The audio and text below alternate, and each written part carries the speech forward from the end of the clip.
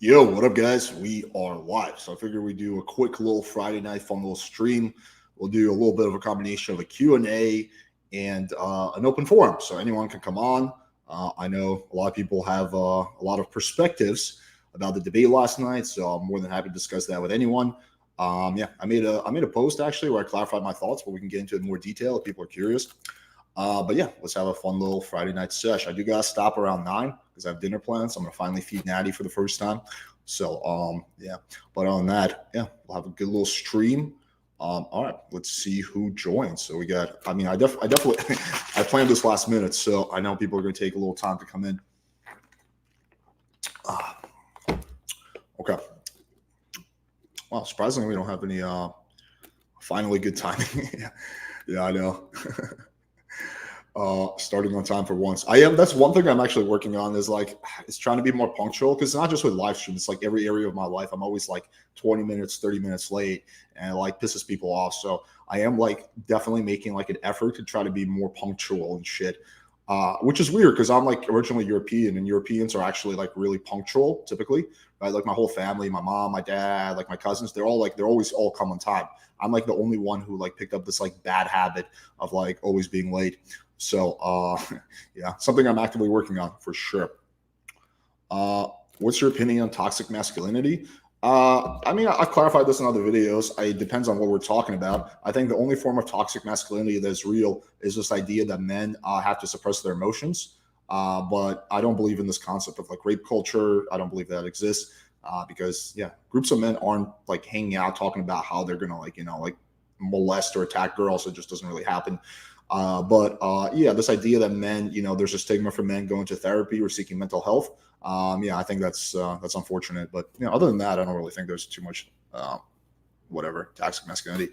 Yeah, Alex, I'm New Year's party tomorrow. My girlfriend's going to really fun, and they'll pull you. Nice, man. Have fun. I'm also having a New Year's Eve party with my girlfriend, although it's going to be totally different. It's going to be with my family, so there's going to be no sex involved. But yeah, should be a good time. Yo, let's talk about the early days of Santa Monica gaming. Yeah, I remember. Yeah, I know, man. Yeah, for sure. I'll try to do some occasionally, some a little bit earlier, so that people can, people from the other side of the world can jump on. I'll try to do more of these like a little bit earlier. What are your thoughts on Top G being released from jail? Wait, I think he's still in jail. Correct me if I'm wrong. I thought they were going to hold him in jail for 30 days, they said. So I don't believe he has been released yet, but tell me if I'm wrong. Thanks, man. I appreciate that. Yeah, I'm just spending time with my family. My dad, who I don't see that often because he lives in Jersey, came out to visit me. With his Dominican girlfriend, who's a really, really nice lady, also a great cook. So yeah, it's gonna be me, Natty, my dad, his girlfriend, a family friend, and maybe one of my really close friends will join us. But yeah, it's just gonna be a chill New Year's. What excuses do you say to a girl when you have to reschedule double booking her? I'll just typically say I think the easiest excuse is that work came up, so that you have a work emergency and that you're really sorry and you'll make it up to her the following day.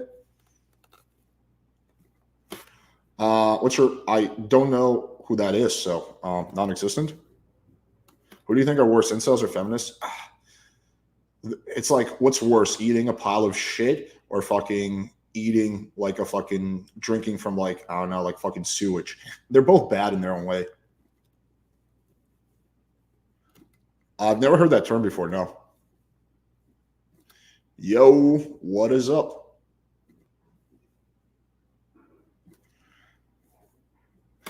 Hey, Alex, Oldar's the Alex Drews, a huge cinema video on his channel was quite impressive. You shot him on again sometime. Yeah, I'll reach out to him and get him on again. My parents are separated. They got separated when I was like 22, 23. So, yeah, typically, I mean, sometimes we do get together for like big parties. They're friends now, but typically I'll spend time with them separately. Like my dad will come visit me like during one part of the year. My mom will come visit me during another part of the year. So it's not often that like all of us get together, but it does happen sometimes. Yeah, I know, right? Pretty funny. Alex, you said your dad's ugly, but he bangs a lot of girls, right? He's not attractive. I don't think my dad's like ugly, but he's not like, here, I'll show you guys a photo so you can see what my dad looks like. Hold up. But he's not a good looking guy by any stretch. Like I definitely got more of my mom's looks. Let's just say, like, this is my dad, and that's a really good photo of him. But yeah, he's like, he doesn't have any hair. He's in really good shape, but he's not like a good looking dude. But yes, he does pretty well with girls. I mean, he's not like banging like 18-year-old. You know, he's not banging models. But you know, his girlfriend is like, I think, early 40s, and he's like 55. You know, she's like really loves him. She seems like super dedicated to him. So yeah, he does better than I think the vast majority of guys his age. Happy New Year's. Plans to get married to Natty? No, neither one of us wants marriage. How many times did you try to engage your girls on Tinder to stop answering? Um, Depends on how hot the girl is. If the girl's really hot, maybe 2 or 3 times. Do you think Andrew Tate is a necessary voice, even though he's a bit extreme? In some ways, yeah. I mean, I really don't like his cringe conspiracy theory stuff. It's not like how everything is the Matrix. So he'll like the whole like his whole thing with Greta, like, oh, climate change is just something the Matrix is pushing on you. Like, no, like pretty much every single scientist like acknowledges climate change. But yeah, so I don't like all this like cringe conspiracy Matrix talk. But I think a lot of his messages are good for men to be more masculine, for men to be more self-reliant, for men to be fit, for men not to be women. So I think a lot of his messages are good. If he just dropped the conspiracy theory shit, I think, yeah, his message would be even better. Did it bother you that they got separate? At the time, it did, but again, this was when I was like 22, but it was definitely for the better. They're both a lot happier now, and both of their relationships with each other is a lot better. When they were together, they had a very like termless relationship, and now they're like really good friends. So I think it was for the better. They just weren't compatible. Yeah, they just really were not compatible. That's what it came down to. My mom is like very extroverted and like social and like free spirited, and my dad is like very like old school, introverted, like rigid, like very much like, you know, safer environment type of person. Whereas my mom is more of like, yeah, fuck it, spend money on stupid shit. Which is why, you know, even though my mom makes good money, she's like constantly broke, and like I'm always like having to like lend her money and shit. So yeah, so they're just way too different people, and they got married really young. They got married when my mom was 18. So it just, yeah, it just wasn't like a good match from the start, I think. Yeah, my dad is very introverted unless he drinks, in which case he becomes a lot more extroverted. Could you show us a picture of your mom? Interesting request, but sure. Let me see if I can find one. I gotta go like on her Facebook. Well, hold up a second. Let me see if I can find it. Okay, Alina. Okay, let me see what I have. My mom doesn't like really have that many photos. Okay, here's a photo of my mom. Like, keep in mind, she's older. Like, she's like, my mom is like, I don't know, like 54 now. So she's not like ultra young. But yeah, like back in when she was like, whatever, like when she was in her early 20s, she was a model. So yeah, I definitely got more of her genetics, I think.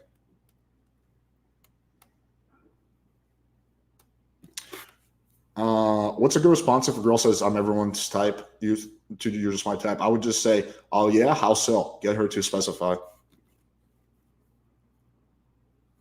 Yeah, my dad is actually quite jacked, and he doesn't do TRT or anything. I've been trying to get him to get on TRT, and he's like, "What's the point?" He's like, "I'm strong. My sex drive is good." I'm like, "Dad, you're like in your late 50s. Like, you're gonna feel so much better." But he doesn't like that idea.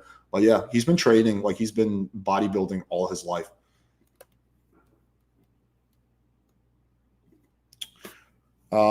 Any other YouTubers you recommend? Yeah, like I mean, there's a whole bunch that I always mention: Austin Summers, Avery Hayden, Bay Zeus. I mean, all those guys. Yeah. The people who I frequently have on my channel are probably people I recommend. Alex the Communist? Definitely not, man. Do you remember debating the Danny chick that was in SJW? Why, and then I don't remember off the top of my head. Why do you think SJWs hate dating coaches? It's so funny because black pillars hate dating coaches, and on the other end of the spectrum, SJWs hate dating coaches, but it's for two separate reasons. SJWs hate dating coaches because they think that we're like manipulating and tricking women into having sex with us, and that everyone should just be themselves. And black pillars hate dating coaches because they think that game doesn't exist, and therefore we're selling something doesn't exist, and your success with women is purely determined by your looks, right? So it's just funny to see like hate from like two totally opposite sides of the spectrum who hate each other even more, but they're united in their hate for dating coaches. Yeah, I would. I would do an interview with pretty much anyone. Like, yeah, I would have them on. Any interesting debate schedule? The most interesting one is that Wheat Waffles is going to be in Miami, so he's coming into the studio. So I'm going to set this up a little bit more when he gets here. But yeah, he's coming in the studio. It's going to be early January, and we're going to do a debate in person.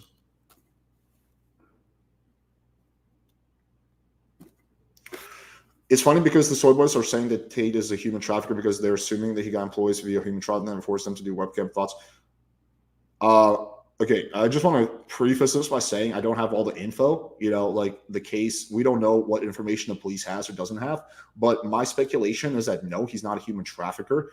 I do think that his strategy of getting girls to do webcam is the webcam thing is very ethically dubious, because basically he's doing like the lover boy method, right? Where he's like seducing them, so it's not like girls who are coming at it from business perspective. It's like he's using personal life to then make money. So he's like seducing the girls, right? They fall in love with him, and then he uses that leverage to get them to do the webcam thing, which that's not illegal. I don't think he should go to jail for that. I don't think that's the same as human trafficking, but it's like kind of, I don't know, ethically dubious to say the least. So yeah, no, I don't think he's a human trafficker, but again, I don't have all the facts yet. I don't know what the police knows or doesn't know. So yeah, I think the only logical position to have on this is to be agnostic and be like, hey, like who knows? Like let's see what happens as the case unfolds. When a girl starts looking at multiple times or looking at her, does that give you the ultimate sign to start talking to her? Yep, it does. Depends on where you live, but I think if you're getting at least 10 matches a day, that's pretty good. If you're getting 20 or 30, that's really good.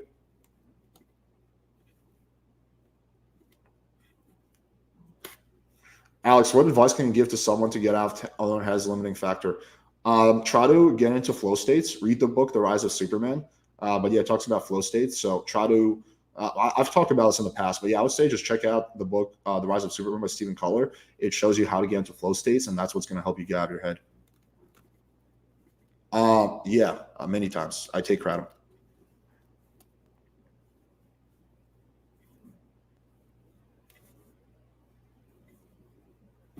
Do you ever do male enhancement? No, I have never fucked with that.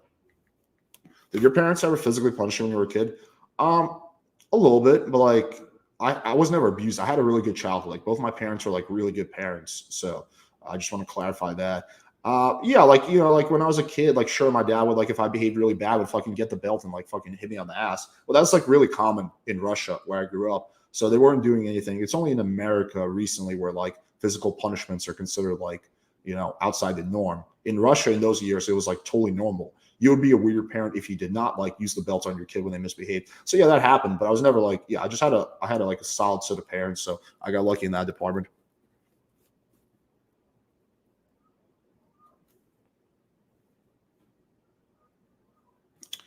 Does TRT shut down your natural testosterone production? It does. Is that bad? Depends on what your goals are. If I personally don't care if I have natural testosterone production or artificial, because it, there's not a difference, right? So there's no benefit, um, besides the fact that you get to save a little bit of money and you don't have to do injections from having natural production. Like your body recognizes artificial and natural like the same way in terms of its effects. So I always knew that I was going to be on TRT at some point in my life, because I know that like I don't want to like really, when I get into my 40s and 50s, just become an old man, right? Like I want to really push how long I can stay like young and like viral and like fucking like just like at the top of my game for. Obviously, it has to end at some point, but I'd rather have that end be in like my 60s and 70s rather than my 50s. So yeah.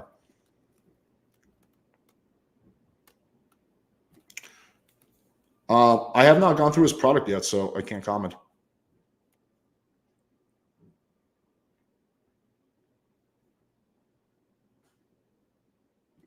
You're super based in the base. You follow Stoic philosophy. Thanks, man. Although I would say I don't think I was too based last night, but generally speaking, yeah. No, I'm not like I know what Stoicism is, but I've never like read any books on it. I just try to remain like I don't know. A lot of it is like stuff I learned from pickup and like my sales background. Like when you're doing sales, people are like ultra like fucking crazy and mean to you, right? When you're knocking on their doors, but you have to remain very calm and grounded, because if you like lose your shit, you're gonna lose your job. So it's a lot of that is just like a carryover from like my earlier days.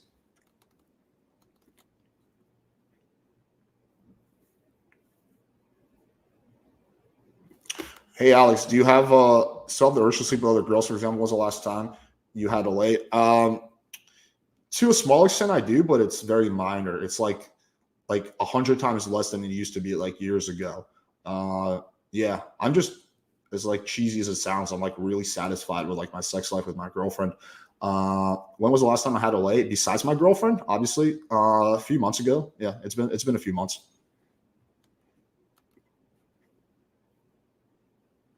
Okay, very interesting style of writing. What I think about Coach Whitebill, I think I mean I've been pretty clear about this in the past. I think he's probably a pretty good coach, but he has poor game performance. I'm going to dinner with Natty. It's one of my favorite restaurants. I'm actually looking forward to that. Some girls love giving blowjobs. Some girls don't like it, and a lot of girls are like neutral about it. But a lot of girls really like it. Who do you vote for in 2020? I did not vote in 2020 because I hated both candidates. I hated Biden and I hated Trump. Sure, yeah, dick size matters, but you can't really change your dick size, at least not by more than like an inch or so. So I don't really sweat it. But it doesn't matter as long as you don't have like a micro penis. You're okay. Like if you have a micro penis, then you're fucked, right? You're going to be really struggling if you have a micro penis. But if you have like an average size penis, then like I wouldn't worry about it. Like a lot of girls don't care about it nearly as much as men think they do. Hey, Alex, what are some good HV high value posts to upgrade once Instagram not spending heaps of money on events? Well, let me, I mean, I've done this before, but we'll quickly go through my Instagram and I'll give you examples. Okay. Let's go to my Instagram. Oh, wow. Everyone's just talking about the Andrew Tate thing. Okay. So here's an easy one that was free, just like a photo, chilling, wine, dog. This one obviously is not like something the average guy can do because it's like, porn star. But like something like this, having a drink at a bar, that's a pretty good one. Chilling at the pool. This one, I don't think the average guy can do because most people aren't giving speeches. So let's cancel that out. On a motorcycle, it's not even my bike. It belongs to my delivery driver. I just took a photo on there. That's a good one. That was free. This one is free. That's my friend's guitar. Workout photo. This one's free. Actually, all my photo ideas were free. Barbecuing, free. Pouring wine, free. Yeah, so just take a look at my Instagram for more examples. Dog photos, free. Okay, let's keep going. Yeah, from Red Pill PO perspective, using a lot of boys to get girls webcam doesn't make you a horrible person, but to mainstream that makes Tate a manipulative, exploitive, and evil narcissist. Yeah, I don't think he's like a evil narcissist by any stretch, but I do think it's kind of ethically dubious to do the lover boy method. But he definitely doesn't deserve to go to jail for that. I don't actually believe personally that there was any like human trafficking involved or anything like that. But we don't know. We really don't know what the police knows or doesn't know. At the very least, the fact that they arrested him means that they think that they have enough to make a case. Typically, police don't arrest high-profile people like him unless they think they have enough for a case, because it looks really bad if they have nothing and then that person countersues. So they believe they have enough. Again, do they really have enough? We don't know, right? Because they haven't, the case hasn't been outlined yet.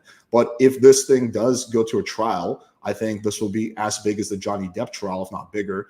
And I think, the evidence will unfold and we'll see what happens.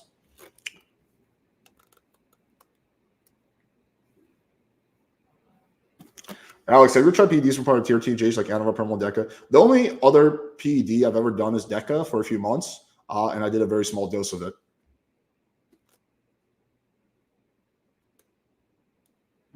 Alex, do some pickup challenge versus Wee Waffles. Yeah, I can float by him and see if he's into it.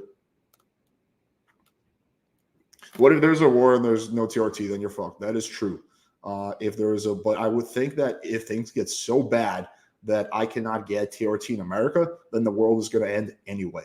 So it's like, if things get that bad where I cannot get like TRT from a pharmacy, where pharmacies are not working, then we're living in nuclear Armageddon anyway, and it doesn't really matter. Prep talk ahead of going out Friday night. You can do it, man. You can do it. No, I mean, I don't know, man. Like, I would say you can check out some of my like motivational videos and stuff like that.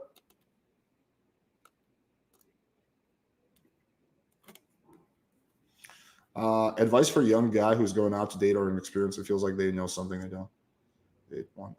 Advice for a young guy who's going out to date or experience girls. It feels like they know something that you don't. Haha.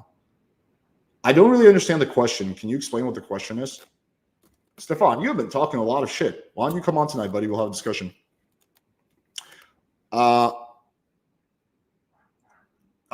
He just wanted his own place. That's really what it came down to. And we live in the same building, so we see each other all the time.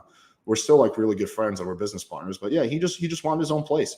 I'm not really an easy roommate. I'm really messy and he's really clean. So there was that, like, he would just always get annoyed because I was always leaving the kitchen a mess and shit like that. So yeah, I would say that like I'm just like really messy, and that's something that I guess a lot of roommates probably don't like. But yeah, I think it's for the better. Ganstar Megalo videos are definitely weird as fuck. Yeah, I feel like this was a point that got really misinterpreted. I never used the word pedophile with him. I just thought it's really weird for an adult to be talking to like young girls on Omegle, like underage girls. That's all. That was the whole point I was trying to make. I want to see what the story was with that. He was the one that actually called me like a pedophile later. He said I'm more of a pedophile than him or whatever, but I never actually used that word. What percentage of girls are down for one-side open relationship, you think? Small percentage, maybe like 20% or something. Less than 50 for sure. Alex, someone's typing you on value statement to Versarella. Ooh, can someone send me the link and the timestamp, please? Alex, what do you think of Josh Hudson under him? I really don't know much about him other than the fact that he advocates for NoFap, which is something that I think is generally a good idea.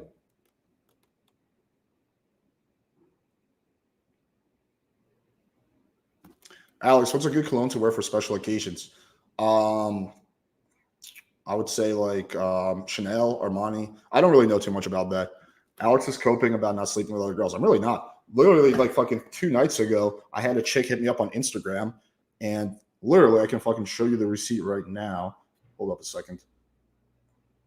Where is she? 1 second.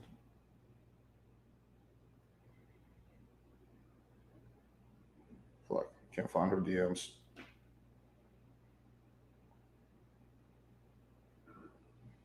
This is oh, there we go.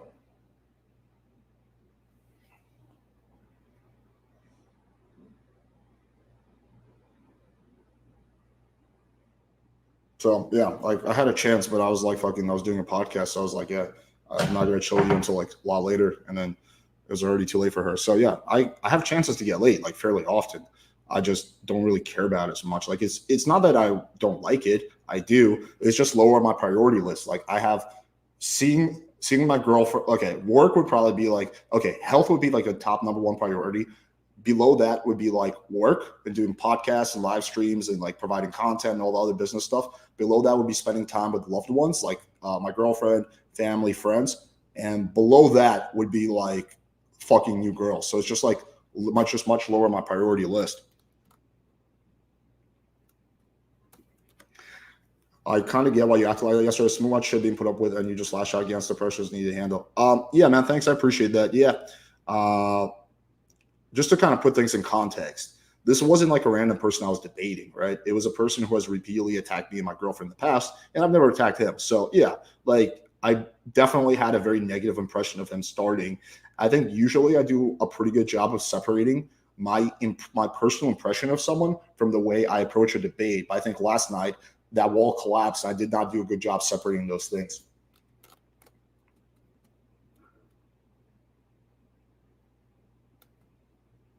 Opinion on good looking loser. I mean, he's been out of the game for a very long time. He's like married now with a kid, but I think his older content is decent.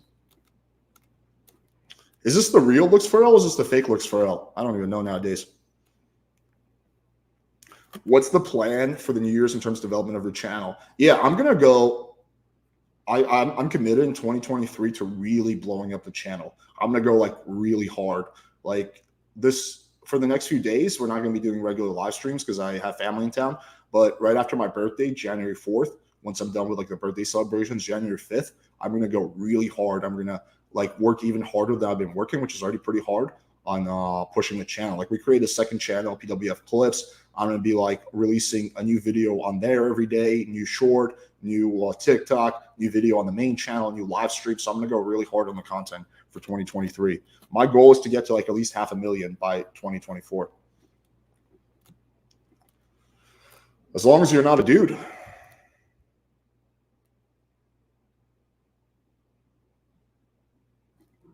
Thanks, man. I really appreciate that.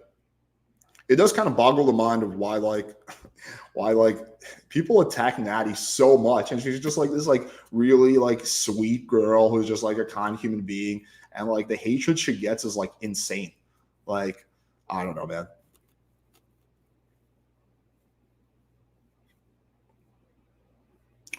I order from realkava.com. I get the instant kava. So realkava.com.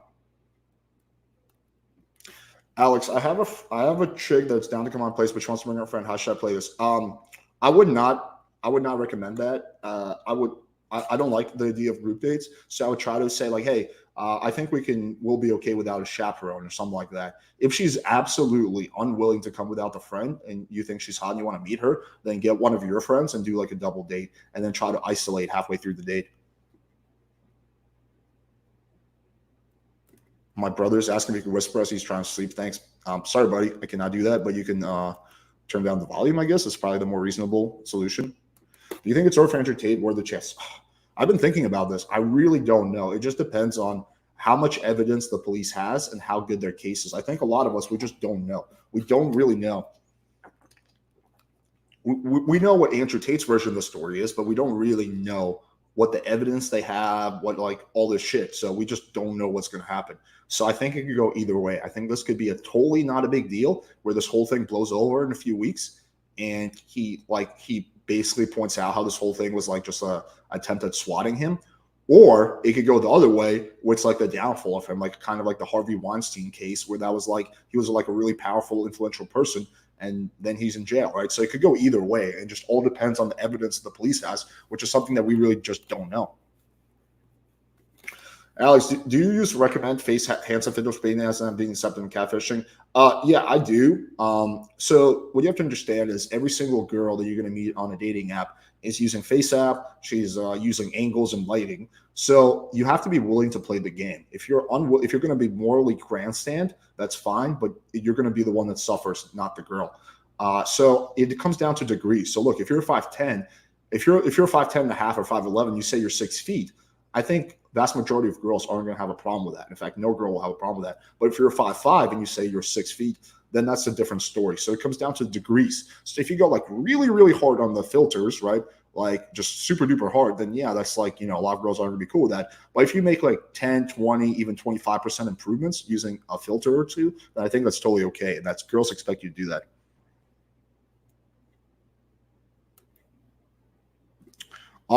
Yeah, I could do something like that. Sure. Is tier too expensive? No, it's like super duper cheap. It's like maybe like $30 a month or something.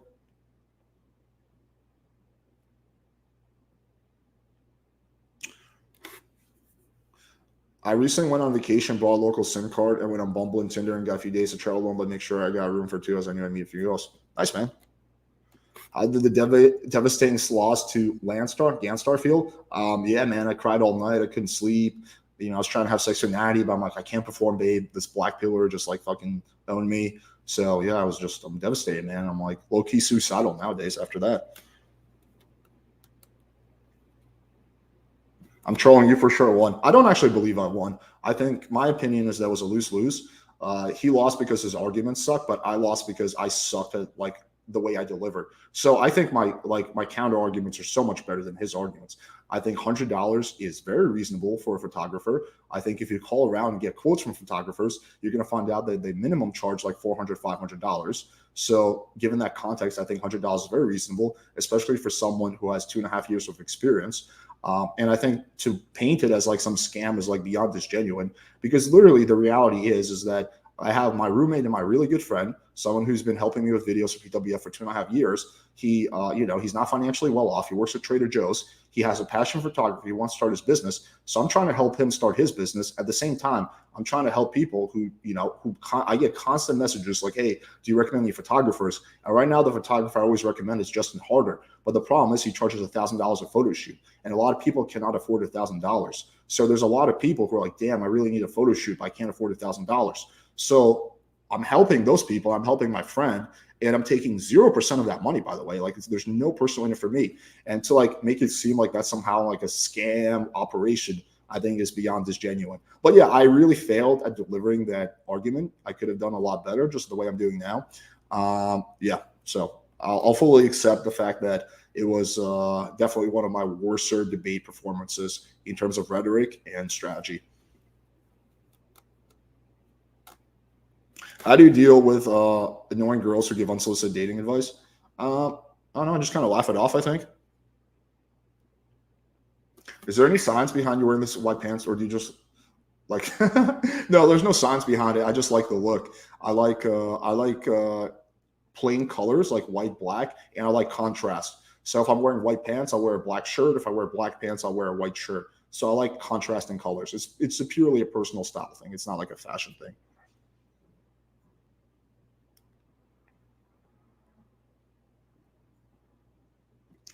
If you take Deca only for a while, does Deca gain stay? Well, no, I think that, well, like right now, I'm at a point where I'm like the strongest I've ever been. And I'm not taking Deca, I'm not taking GH, I'm only taking a small dose of TRT. So in some ways, yes, like I'm lifting more weight on literally every single type of lift than I ever have in my life. But in terms of like looking, I think I did look a little bit better when I was on Deca, because I think it gives you that like kind of like more like, I don't know, definition. So yes and no.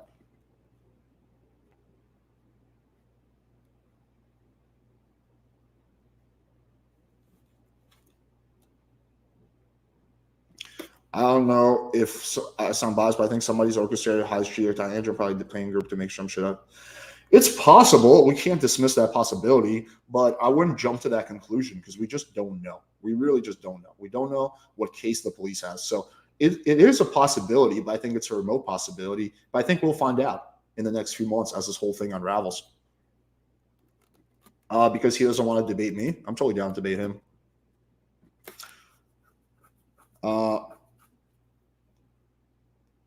Where do you find girls for speed dating? I think the girls for are good options.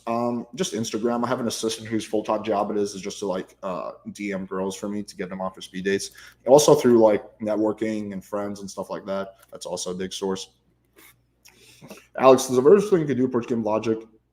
So because attraction, it's not really a woman thing, because one of the worst things you can do with sales is approach sales from a place of logic, right? And typically when I was selling solar, I was mainly selling to men. Like 80-90% of the people I sold to were men, because they were like the decision makers in the house. But at the same time, every time I would try to be logical, that would also fail. So people make decisions typically based out of emotion, not logic. People like to think that they're logical actors, but the reality is pretty much no one is, including myself. We are all emotional beings. And to deny that is to deny reality. So attraction is emotional. It's not logical. You cannot show up on a date and give the girl 10 reasons why she should fuck you. That's not going to do anything for her. Even if you're the perfect catch and you're like, hey, listen, I have a 10-inch cock. I'm amazing in bed. I'll make you come 100 times. I'm going to be the best boyfriend ever. All your friends are going to love me. Your family's going to love me. I make $10 million a month. Like, even if you have all the stuff, and you list off logical reasons why she should be attracted, it's not going to do anything. And it's kind of like that with sales to some extent. So a lot, like, you have to keep my attraction, buying something. It's typically an emotional decision.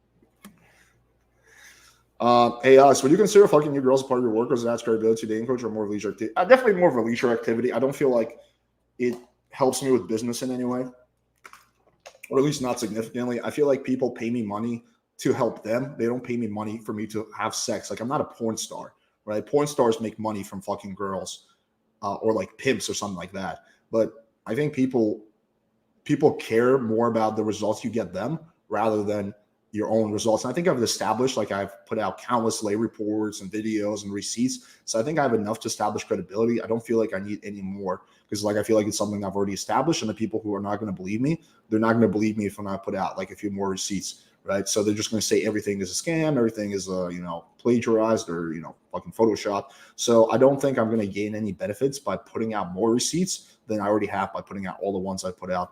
If that makes sense.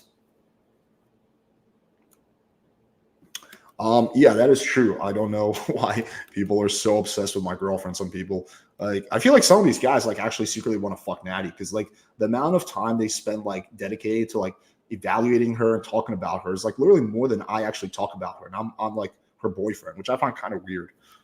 I don't know. Like, okay, I don't find Donovan Sharp's wife attractive, right? I think she's like honestly like not attractive, but I never talk about her because I don't care. Like, I could care less about Donovan Sharp's wife, right? Like makes no difference to me. So even though I don't find her attractive, I never really talk about that. So I feel like it's kind of weird to constantly like to make a few comments. Sure, that's fine. To constantly talk about another man's girlfriend who you don't know in real life, I just feel like it's kind of like bizarre. What happened to Chris Park out of New York City? We just lost communication. There was no fight or anything. I don't really know what's going on with him.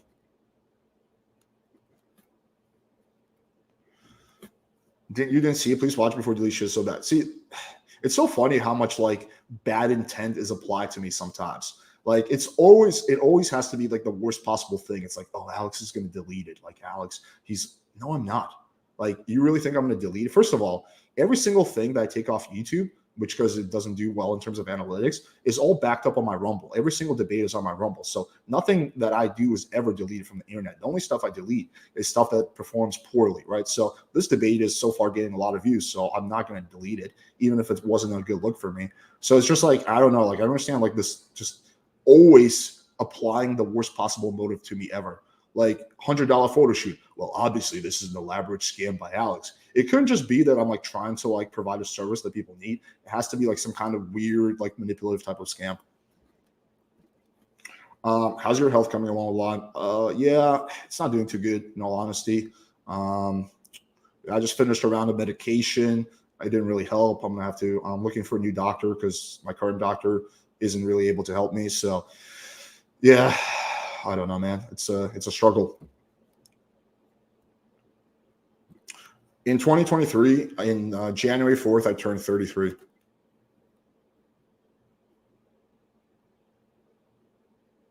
Alex, any advice for me on blowing up the channel stuck at 900? I think you should be a little bit more consistent, Black Silver. Sometimes you go 5 or 6 days without making a video. I think you should commit to doing like 2 or 3 videos a week so people know that like, okay, every Tuesday at 9 p.m. I'm going to get a Black Silver video. So I think you should commit to a regular posting schedule, whatever it is thing that you can do, instead of being more like spontaneous and like sporadic as you are. I think that's the first thing. I think you should make your videos a little shorter. I like your edits, by the way, but I think you go a little too hard. Like you'll have like a 2-minute video in Russian before the video starts, and that will just like some people will just like not watch because of that. People who don't know you. So I would keep the theme that you have, but I would make it more compact. Like take the 30-minute videos you put out and try to compact it in like 10 or 15 minutes. I think that's one thing. I think also I would try to, instead of just doing like reaction videos, I would try to do some original content as well, like about some things that you're passionate about or whatever. So yeah, I would say those are my advice.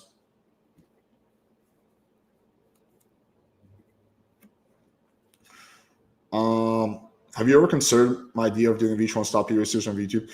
Yeah, I thought about it. It's going to be really expensive to get like a professional camera crew. It's just going to be like really, really pricey. That's my objection. Is coffee drink still as effective as it used to be? Yep. Who is your hardest client to work with? Any say name or anything? Man, there's been so many. The hardest clients to work with are the people who think they know it all and who are super resistant to implementing my advice and fight me on every piece of advice. Like a very small percentage of people book a coaching call with me just like argue with me about like fucking shit. I'm like, dude, like I'm trying to help you. Like you can take my advice, you cannot take it, but you're probably better off if you take it. So yeah, but most people are pretty cool. Most people are like fairly decently easy to work with. Alex, I wish your course was in video form rather than PWF. Yeah, well, there are some videos in my course, but yeah, we are going to be adding that in the near future, but that's maybe in the next several months. Oh shit! All right, drop me your Instagram, Chelsea. Let's see what you look like.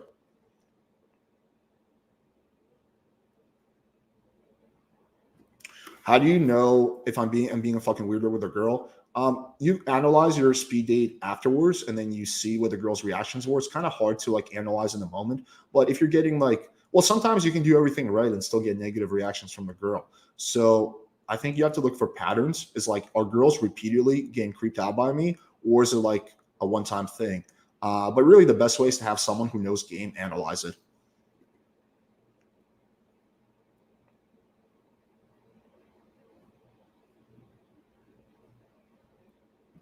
Why do you bash on RSD Tile? He was the first to develop natural game teach John. I agree with BR's method. He also agrees with John like you did. Uh, well, I don't bash on RSD Tyler often. I think he did a lot of good for the community, for sure. I think he started the RSD Inner Circle, which brought a lot of people together. It's how I met a lot of my friends. The concept of natural game. I don't know if he actually started that, but he definitely was. He definitely pushed that a lot. Uh, but at the same time, he also did a lot of bad things. Like I think Tyler is in large part responsible for the rise of the Black Pill movement because for a very long time he was saying the looks don't matter at all. Looks matter 0%. And then, a lot of people were like, well, fuck this, looks do matter. And then they went to the total other extreme from saying looks don't matter at all to looks are the only things that matter, right? And I think the whole community would have been better off if he took a middle ground and just said, yeah, of course, guys, looks matter. No fucking shit. But you can improve your looks and game also matters and you can improve your charisma. So focus on things you can control. So I have a very in-depth article. If you go on the website, playingfire.com, under tips and guides, where I do like a really detailed breakdown of RSD. Here, I'll just pull it up right now. But yeah, where I go into extreme detail what I like and what I don't like about RSD.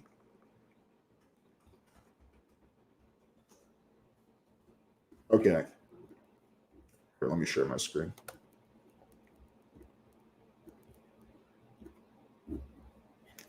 So here's my article, my no BS review of RSD, Real Social Dynamics. So here I just talk about all the shit. I talk about all the good. So the things I like are don't blame others, take responsibility, be present to the moment, be non-reactive. You're a never finished product. Meditate, eat healthy, read. These are 7 things that I think RSD did really well. The mixed. So here I explain things that like are maybe good, maybe bad, but the bad looks don't matter. Right. I think that was a poor message. Focus on the process, not the results. Don't like that. RC Infield is largely marketing. They are very cultish. They treat their employees and like shit. So yeah. So here's like, for example, here's like a conversation that this is not me. This is someone else had with RSD Jeffy. Hey, can you accept me to the Inner Circle Helsinki? Been waiting for a month. I'm visiting soon. Want to find Wing. Thanks. That's not my job. That's like asking the president to approve your DMV application. Yeah, true. Just asking for a favor. We'll buy you a beer next time I'm out. Watch my video with Tyler and Julian a couple weeks. You're like the fucking guy who asked a millionaire for his directions. Like this kind of attitude. Like this is a conversation with RSD Jeffy is like just like a massive turnoff to me. Them watering down their contest. The product's largely bullshit. They allow the blind to lead the blind. So yeah. So I go into extreme details. So check out this article if you want to see more about my thoughts about RSD. Okay.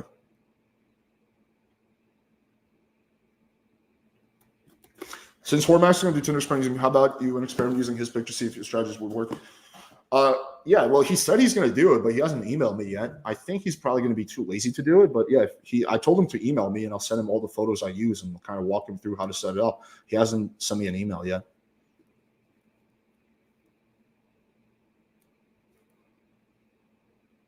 Okay.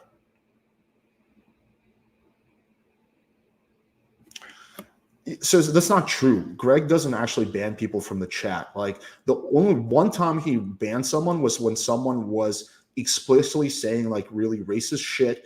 Or no, sorry, it was he was telling someone when someone was telling someone they should kill themselves, right? And he didn't even ban that person. He put them in timeout, I believe. So, but yeah, the only accounts we ban, like ban, are the spam accounts, which is like sign up for free69.com or something like that. We don't actually ban any real accounts. We sometimes put people in timeout if they're spamming hard or they're being racist or something like that. And you're a good example of that, Jesus, because literally think about the last debate. Literally, you just kept spamming over and over again and just like hating on me, and I didn't ban you. And I didn't even put you in timeout. I believe I don't. I don't think I did. So like, yeah, like clearly, so we don't ban people here. But YouTube has its own algorithm. Like YouTube will sometimes, if you say something, YouTube will delete your comment. That doesn't have anything to do with me. That has to do with YouTube.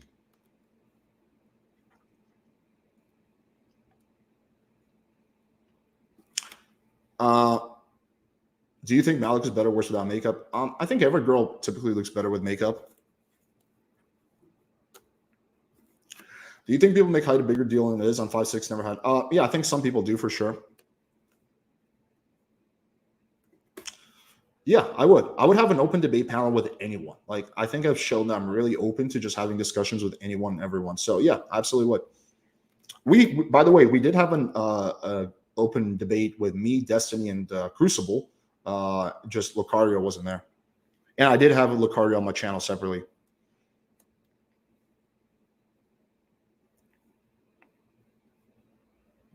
I'm not familiar with Tomcat Ollie vegetable caps. I think the only things, as far as I understand, supplements that can boost your testosterone is zinc and boron. I think those are the only two that have been like proven to actually make a difference in your testosterone levels. Why did you take DECA? Why don't you take it anymore? So I took DECA to help with my neck injury. So I think a lot of you guys know I've had really bad neck pain and neck issues, which is why I'm always wearing like these heat packs and shit, right? I've had a really bad neck issue for years. And the doctor that I work with said that DECA, has been proven to actually speed up the healing process and collagen production and helps with joints. So I took it for the healing benefits.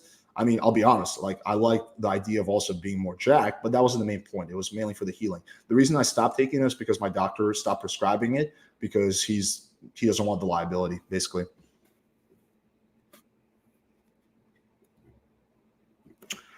Hey Alex, dig the contest. Thanks, man. Could you organize a beginner to intermediate playlist? Yeah, that's a good idea. I'll try to do that. You know what? Yeah, I'm gonna try to do that.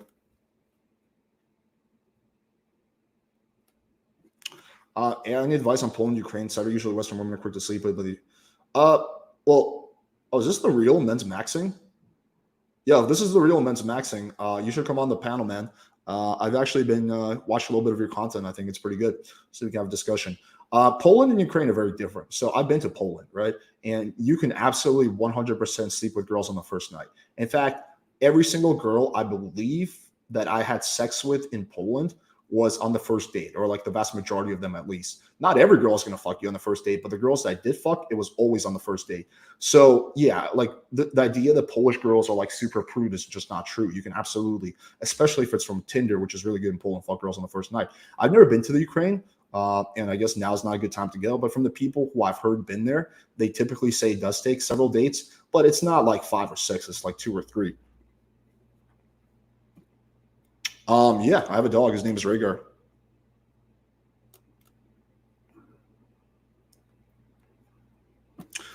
Yeah, generally positive. We have some different ideologies, but generally positive impression. I think he does some cool content.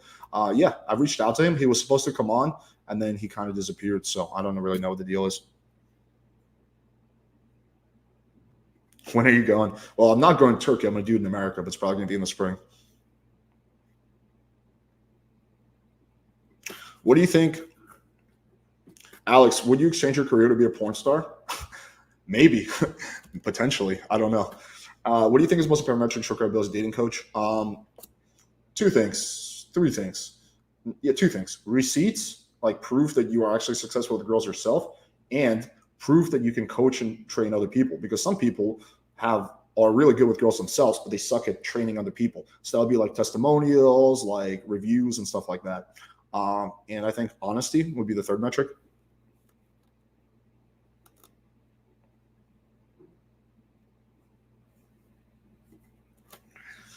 If you personally pinpoint one major common in-person dating mistake guys make based on you personally coaching them, what is it? Based on me, so that they make after me. I think some guys become too gamey. I think some people misinterpret my humor, my style into and they become too gamey and robotic with it. And I think it doesn't work well because I have a pretty unique sense of humor and I don't know, type of communicating. And so if someone tries to like mimic that verbatim, unless you have like a similar personality to me, it feels very forced and artificial. So I think it's just being too robotic and too gamey. Alex, I have pursued with Justin, and he adds deepfake to the pic. I'm getting matches, but one time concerned about the cash if I do no responsive, so I don't. I would just offer to FaceTime if the girl, if you don't have Instagram, just offer to FaceTime. Why doesn't Alex go on? Because I don't get invited more often. I've never passed up an opportunity to be on a mainstream podcast, but yeah, they have to invite me first. Why don't you start an OnlyFans and make bank like Mr. Lucky POV? Several reasons. One is because my girlfriend would not want to be filmed on camera because she has a professional career. So I would have to do it with other girls. And like, I don't know. I feel like that wouldn't be ideal situation for my relationship. If I have like a project I'm doing with other girls, not my girlfriend, the project that my girlfriend can't get involved in. Two is just like, I don't really want to pursue a porn career. I'd rather focus on what I'm doing and it's like growing my brand. And I feel like if I do start doing porn, like real porn, like I'm not talking about doing the occasional video, but like real porn consistently, that could ruin my credibility in the future as this channel evolves.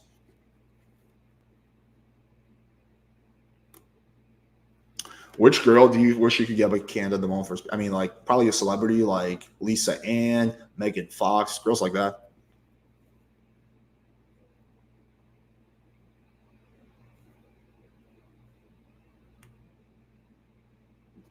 Uh, how much would you rate Kim Kardashian as she looks today? Do you recommend hooking up with lesbians? Uh, I don't know. She's not like my type per se. I'll probably put her like a 6.5 or something like that. Do I recommend hooking up with lesbians? Yeah, if they're hot, I guess. But I think lesbians will make a very small percentage of your lay count.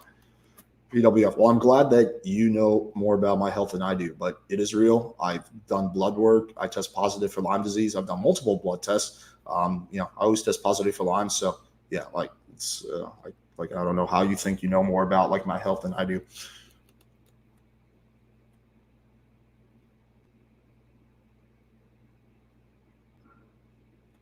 What was your life like in high school?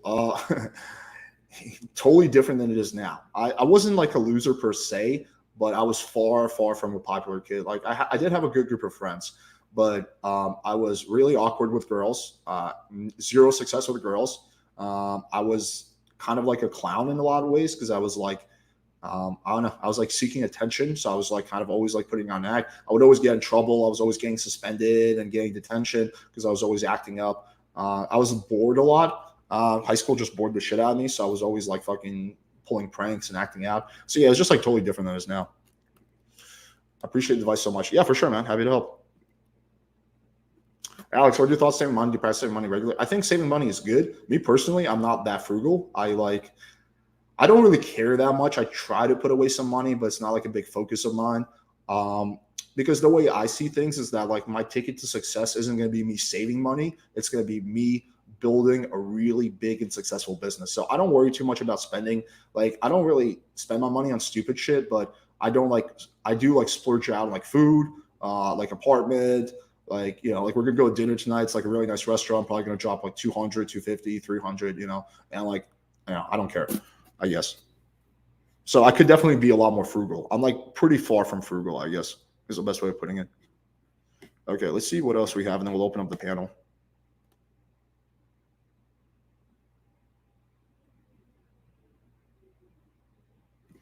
Can we get an MTV style apartment tour of your new crib? Where's the dog? Yeah, I'll do it at some point. If I start moving around now, I'm gonna have to like all the wires are gonna get disconnected. I will vouch for Alex that he doesn't delete comments. It literally why I can't truly hate him. Thanks, man. So you just like kind of slightly hate me, right? Not truly hate me, but yeah, no, I do not delete comments.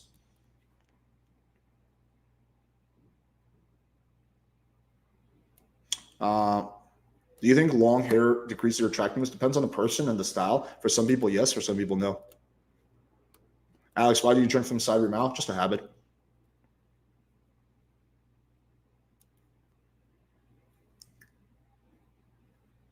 Okay, let's open up the panel.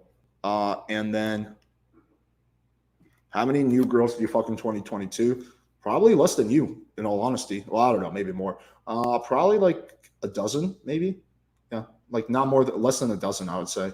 Yeah, 2023, 2022 was probably one of my slowest years uh, since I lost my no, since I turned 22. It was probably my slowest year. So between 22 and 31, I did I fucked more girls than I did when I was 32, i.e., 2022.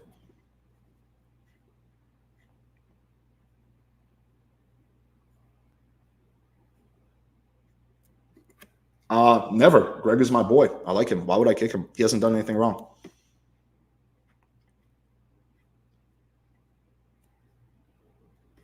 Like, why would I kick someone who's like really supportive of my channel, who's been like nothing but good to me because some random person on YouTube wants me to? Fuck that.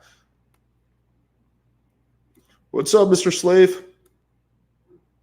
I thought Megan Fox was a 7. Well, to me, yeah, but that still people. Do you think if I got Megan Fox on, the views wouldn't be insane?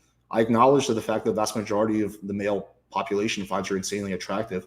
Just because she's not my type doesn't mean the views wouldn't be insane. So yeah, I think that would be like insanely good for my channel. Like my channel would blow the fuck up if I got Megan Fox on for a speed date.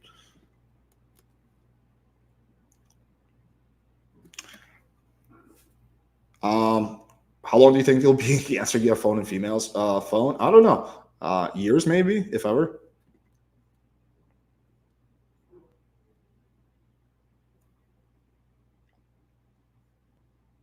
What's wrong with your eyes? I have bad vision. Yeah. I don't know what else you. I'll donate 503 times to kick right. You could donate $5,000 and I wouldn't do it. There's no amount of money. This is not Smash TV where we kick people out for money. There's no amount of money that would get me to kick off someone who I like and who's been good to me. Like you can try to pay me $10,000, I still wouldn't do it.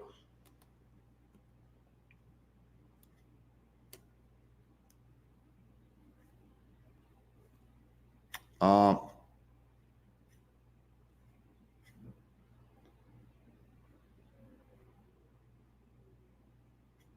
what else do we have?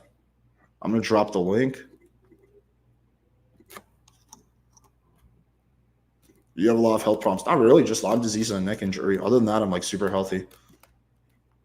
Like all my blood work aside from the Lyme disease is like really, really good.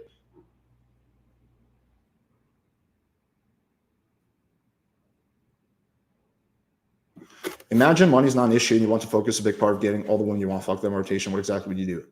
Um, Interesting question. I would follow a two-part approach. The first part of the approach would be to maximize my SMV as much as possible. That means like hitting the gym really hard, getting a fresh haircut every week from a really good barber, getting like the top of line fashion, clothes that fit you really well. So that would be the first part of it. The second part of what maybe even do steroids if you want to speed up the process even faster. The second part of the process, I would go really hard on improving my game. I would commit to going out every day. I would try to go out with people who are better than me and who can give me feedback. I would probably do a coaching call with a coach that you like to speed up the process and give you feedback. Yeah, and I would just like put in massive amounts of reps.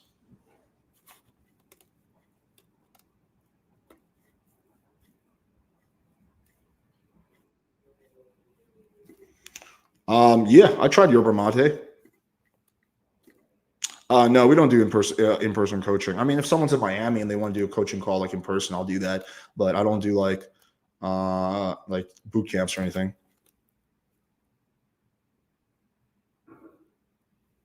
Why are you the only guy in your space who has ever in chat and you'll debate anyone? Why cogs are just the opposite and they're all pussies? Because it's really emotionally taxing to do what I do. So I'll be fully apparent about that. Imagine like as a content creator, I can totally understand how a lot of people get really frustrated with the hate because it's just like you try to put out like good content for people, and you try to do good right by your audience, and like people are just nitpicking, trying to find things to hate. So I can totally understand the reaction that some content creators have to just automatically remove those people. It makes sense to me. I resist that urge because I think having a community where people can freely criticize is more important, even if that means like allowing haters. But I think also a lot of people are afraid of debates because they don't want to be proven wrong. I think there's a lot of big egos and people, just don't want to look bad, right? So, yeah.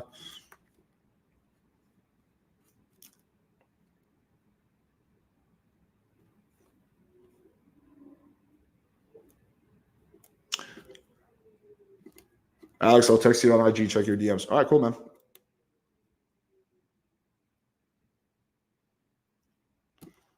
Would you debate someone with BBC? I don't ask about the penis size of people I'm debating. How cringe would that be? Like, hey, before you get on the channel, I have a quick question. How big is your dick? I have to make sure you don't have a BBC because I'm really concerned. So I'm assuming this was a troll question, but yeah, someone's penis size doesn't play a role into whether I'm going to debate them or not. Yeah, true. I think a lot of people do want to troll more than they want to have serious convos. Let's get a few people on. What's up, Greg? Yo, what's going on, man? What's going on, buddy? So apparently I could make $1,500 if I just remove you. We need to get, or like somebody needs to donate 100K. Damn, 100K. I think for 100K I could do it, and I'll just like split the money with you, and I think it'll be no bad blood. I feel like you would take 50K. Yeah, just to be removed. Yeah, somebody was like, "Yo, 500K, 250K for you, 250K for me." I'd be like, "Fuck it!" Like I'll still support the channel, but I'll take. Yeah. But it's funny that like people think that like they can bribe me into like removing people. That's funny. I guess like Smash TV set the precedent that like you can pay to have people removed. Yep, Spagoli got right. I just think that's like beyond like one of the shittiest thing you can do to your community is like kick out people who are loyal to you for a financial incentive. Yep. I want to ask you a question about like strip clubs or like clubbing, like going out at night. Like how well do you think that your like tactics or like skills apply to the real world as far as like going out and like meeting people in the wild? Well, I predominantly talk about like online game in this channel, but I put out like a lot of content too on cold approach. I think my cold approach content is really solid. I think it applies really well. But you don't do the same thing you do. Like I don't go up to girls and say, "Hey, trouble," right? So it's not like there are some things that are a little bit different when you're talking to girls in real life. But yeah, in my cold approach videos, I clarify the distinction.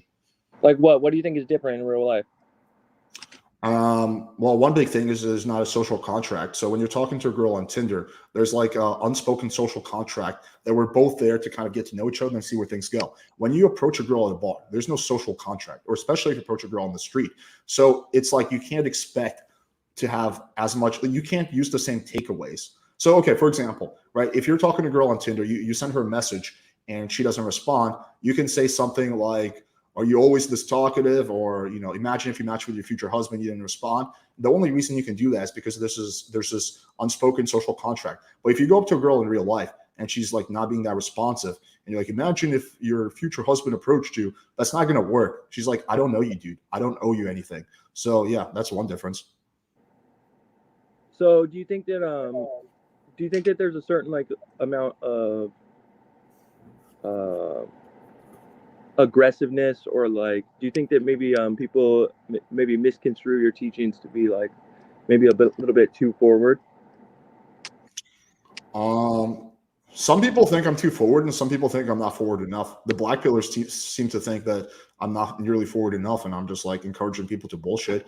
And like the SJWs think I'm too forward, and so there's people on both sides of that. Well, I just wonder if like maybe, especially with getting girls to come on, maybe they might be a little bit intimidated. Maybe they might be a little bit like they might see the space as being a little bit too toxic.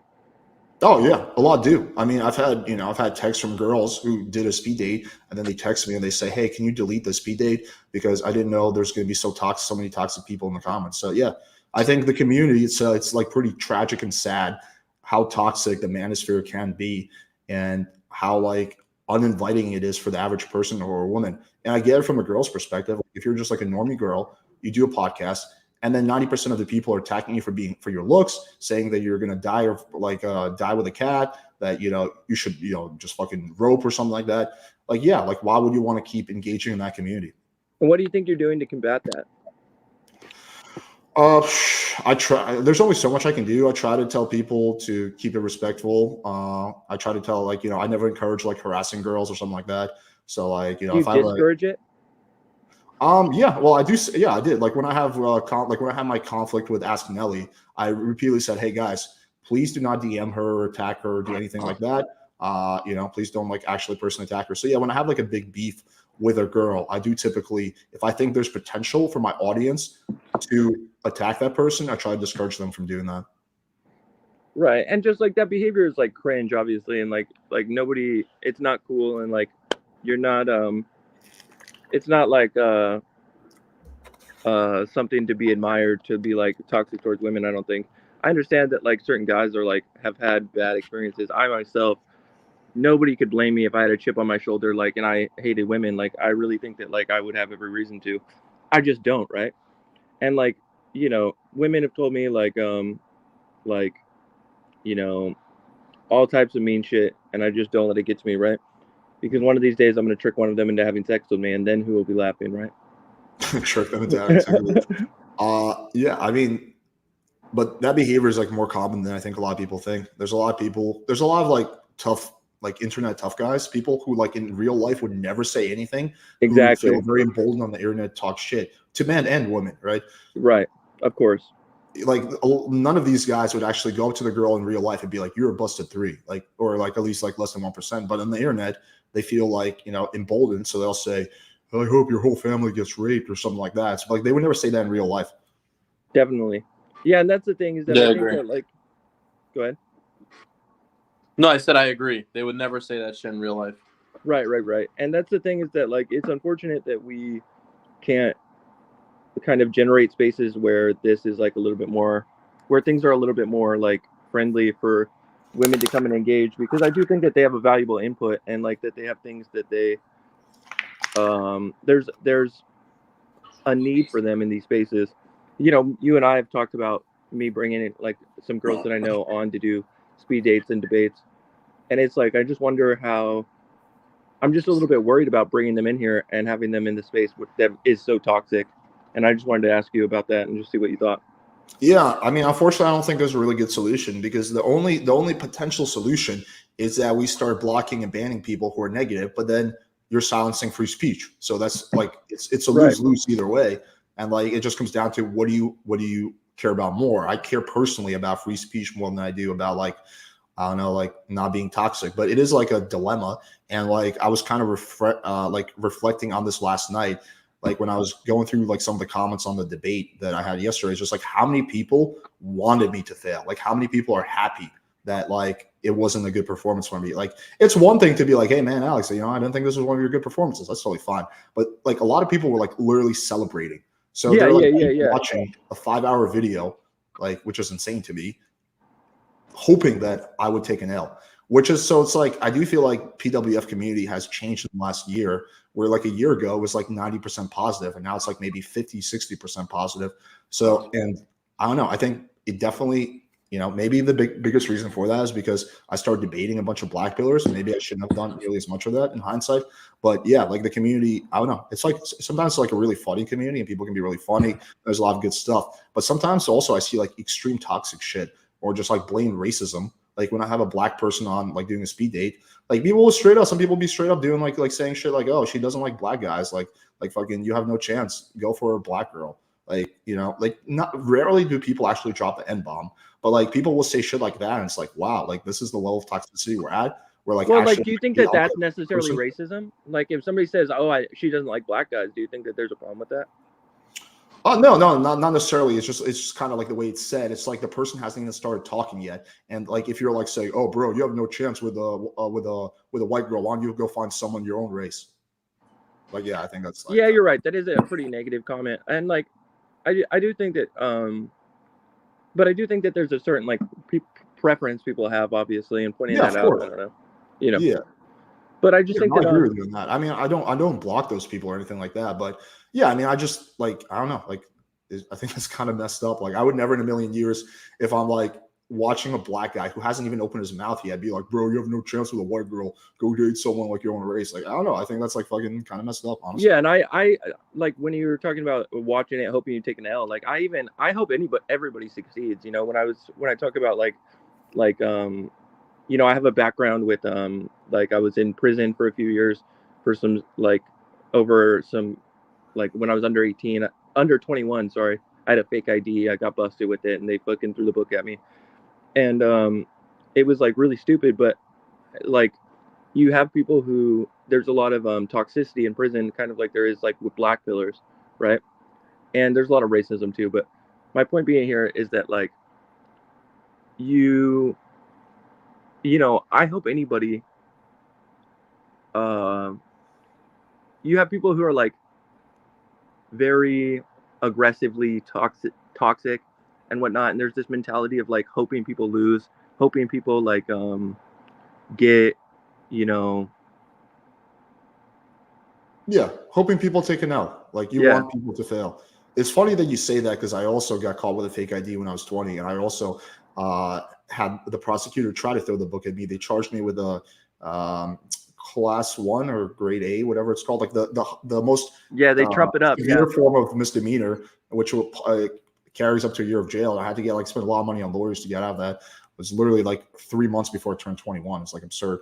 They charged me with a felony. They charged me with identity theft, even though it was my real name, my real. You got charged with a felony, dude. That's like they really fucking hated you then. Yeah, they broke me off. I got my record expunged and everything now, but yeah, they threw the book at me. It was crazy. But it was just, you know, really stupid situation and one of those things, you know. But that's funny that you have some background with that too. Yeah, it was like ultra annoying at the time. But going back to like the main point of like the people want to fail. Yeah, I mean, I think in general, I don't think it's like exclusive to the pickup community. I think in general, there's a lot of toxicity on the internet. I think a lot of people are unhappy in their life, and the way they cope with that is by definitely other people fail, which I think is kind of sad. It is really sad, and anytime I see that, like I have more empathy for the person than I do hatred myself. Like I have people who, you know, in my own going on and debating people like Bosch and stuff like that. His community is, I don't know if you know who that is. Yeah, I've debated Bosch. Yeah. So like debating him, his community is super toxic, obviously, super like, and it's just crazy the way that they respond to people they disagree with. And it's like, you know, if anything, I have more empathy for them than I do hatred, because it's like it's coming from a place, their own negativity, their own unhappiness, their own like suffering, really, that they're subjecting you to that. You know, it's not like they're doing super well and then coming and hating on you, you know? Yeah. I mean, the ironic thing that I feel like the people who are the loudest in hating me are the people who would probably benefit the most from like some of the advice I have. Because I don't foresee, it's not guys who are like getting laid a lot and have good businesses. Like, because those guys, if they don't like me, they just won't watch my shit. They're too busy to watch a 5-hour stream of someone they hate. Like people who are successful, I'm sure there's a lot of successful people who don't like me, but they just don't watch my shit. They focus on watching people they like. So it's a very special type of person that will watch a 5-hour stream of someone they hate, right? That's like, you got a lot of time on your hands there. So yeah, like, so I think it's like, but those people are like probably the people who would benefit the most from like dating advice and self-improvement shit. But yeah, I don't know. It's kind of bizarre. How much of your streams do you think you dedicate to self-improvement over dating advice? What do you think the split is there? It's probably a small percentage. Yeah, I probably should do more of that.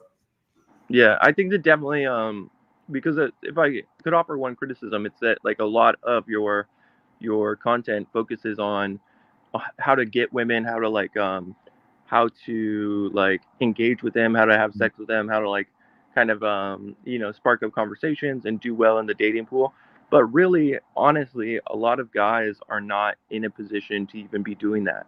They're not really in a place to be looking for matches, to be engaging with women, because they themselves have not put in the work to be a valuable partner or a valuable, like, even like a hookup, really. You know, even to hook up with a woman for one night, you have to have some substantial amount of self-improvement done. You have to be a worthy candidate, right? So I think that if you focus more on building people up as a person, maybe they might have more success naturally in the dating sphere as well. Yeah, the honest reason why I don't do too much of that content is because every time I try, it like performs really poorly. So I've done, like, it can be super cringe. Yeah, I've done like a lot. You know, I've tried fitness videos because I love fitness, but every time I talk about fitness, like no one gives a shit. Or, you know, I brought on like psychologists, I brought on like doctors on my channel. Like I've brought on one of the best men's hormone doctors in the world, right? I spent 5 months trying to get this interview, like something that's like every man should be focused on improving their health. This is like, this guy would charge $1,000 for consultation, and here's your chance to ask questions for free. It was like crickets, 50 live viewers. I debate some random black pillar. There's like fucking 400 live viewers or 300. So yeah, it's like kind of Why tough. do you think that is? Because I think most people don't want to improve. They don't want to get better. They just want entertainment. There's a certain gluttony almost in the black pill, isn't there? There's a certain like amount of like you can really just spiral into it and just like indulge in it so heavily because it feels good almost to hate and just be negative and kind of just embrace that like everything sucks and you're never going to do well and all women hate like are evil, and it's just kind of like it's really easy to get stuck in that path, I think. Yeah, well, I think like we're all chasing like these dopamine highs, right? So it's like people, it's like why people do shit, right? Like dopamine, like is what rewards you and motivates you, right? Which is why people who have like, for example, chronic depression, right? They typically don't do shit because there's no motivation. They don't get that like feeling of reward. And there's like successful people, they get like that, little high from accomplishing something. Like I get a high when like I got a really big high when I got my 100,000 like trophy whatever plaque. I'm like, fuck yeah, I accomplished this. I got like a really big high when I hit like a certain benchmark when it came to business, right? But there's another type of high that I think more people get, and that's the high from like bringing someone out and dunking on people, right? You also get like a similar high. It's just the problem is that high doesn't take you in like the right direction. So yeah, I don't know. I think a lot of people it's just a lot easier to attack than it is to build yourself. And if you look at like debates, if you just going back to like Bosch for a second, like he almost nothing that he says is true, but he's like quote unquote dunking on people. He's trying to like attack, right? And that people watching him get a high out of that, get a high out of the other person looking stupid, even if what they're saying is completely bullshit and doesn't pan out in the real world. As long as it's like like as long as it makes the other person look bad, they all kind of get a high out of it. So. Anyway, I appreciate. I think another big issue is that the manosphere is like super duper tribal to the point where people just want their tribe to win. So like you see those with politics, right? Like there was this really funny video where this guy like pretended to be like a Republican. He went to like a Trump rally and he was saying like very like traditionally liberal points and getting all these like diehard Trump reports through. And he's like, yeah, man, we're gonna fuck the Dems by giving everyone universal health care. People are like, yeah, fuck the Dems, universal health care. Or it was like, yeah, we're gonna cancel the police because the police are helping the Dems. Yeah, fuck the police, right? Which are like hardcore left-wing talking points, and it just like shows like how tribal people are. Like they don't really care about the truth or values; they just care about their team winning. Yeah, it definitely has gone down in like as far as like the amount of the value of truth has gone down in our society. But I appreciate you having me on. Let me ask these questions. I'll be in touch on Instagram. Yeah, for sure, buddy. Have a good one, man. All right. Have a good stream. Take care. What's up, dude? Yo. Can you hear me? Yeah, you're a little quiet, but wait, let me turn up my volume. Maybe it's my volume. Okay, there we go. Should be good now. Bet. What's good? Yeah, no, this is a very, very good conversation. Because the problem is it's the black pill. And I wouldn't say all of black pill, but a lot of these desperate like spurgs. Like I'm sorry, I gotta call them what it is, bro. A lot of these guys, they are that. And why do you think that when it comes to when the reason why they hate you, right? And especially the guys who are active in the chat is because you're talking about game. And game is something realistically they can improve on. You know what I'm saying? It actually takes work, but it's something they can improve on. A lot of these guys, deep down, they're fucking lazy. No, that's what it really teaches me. Like a lot of these guys are lazy. They don't want to put in the work. And when they do look at something like a teacher that's telling them, hey, or a coach, right? This is how it's supposed to do it. They put a negative spin to that because these guys actually did the work and they saw the results.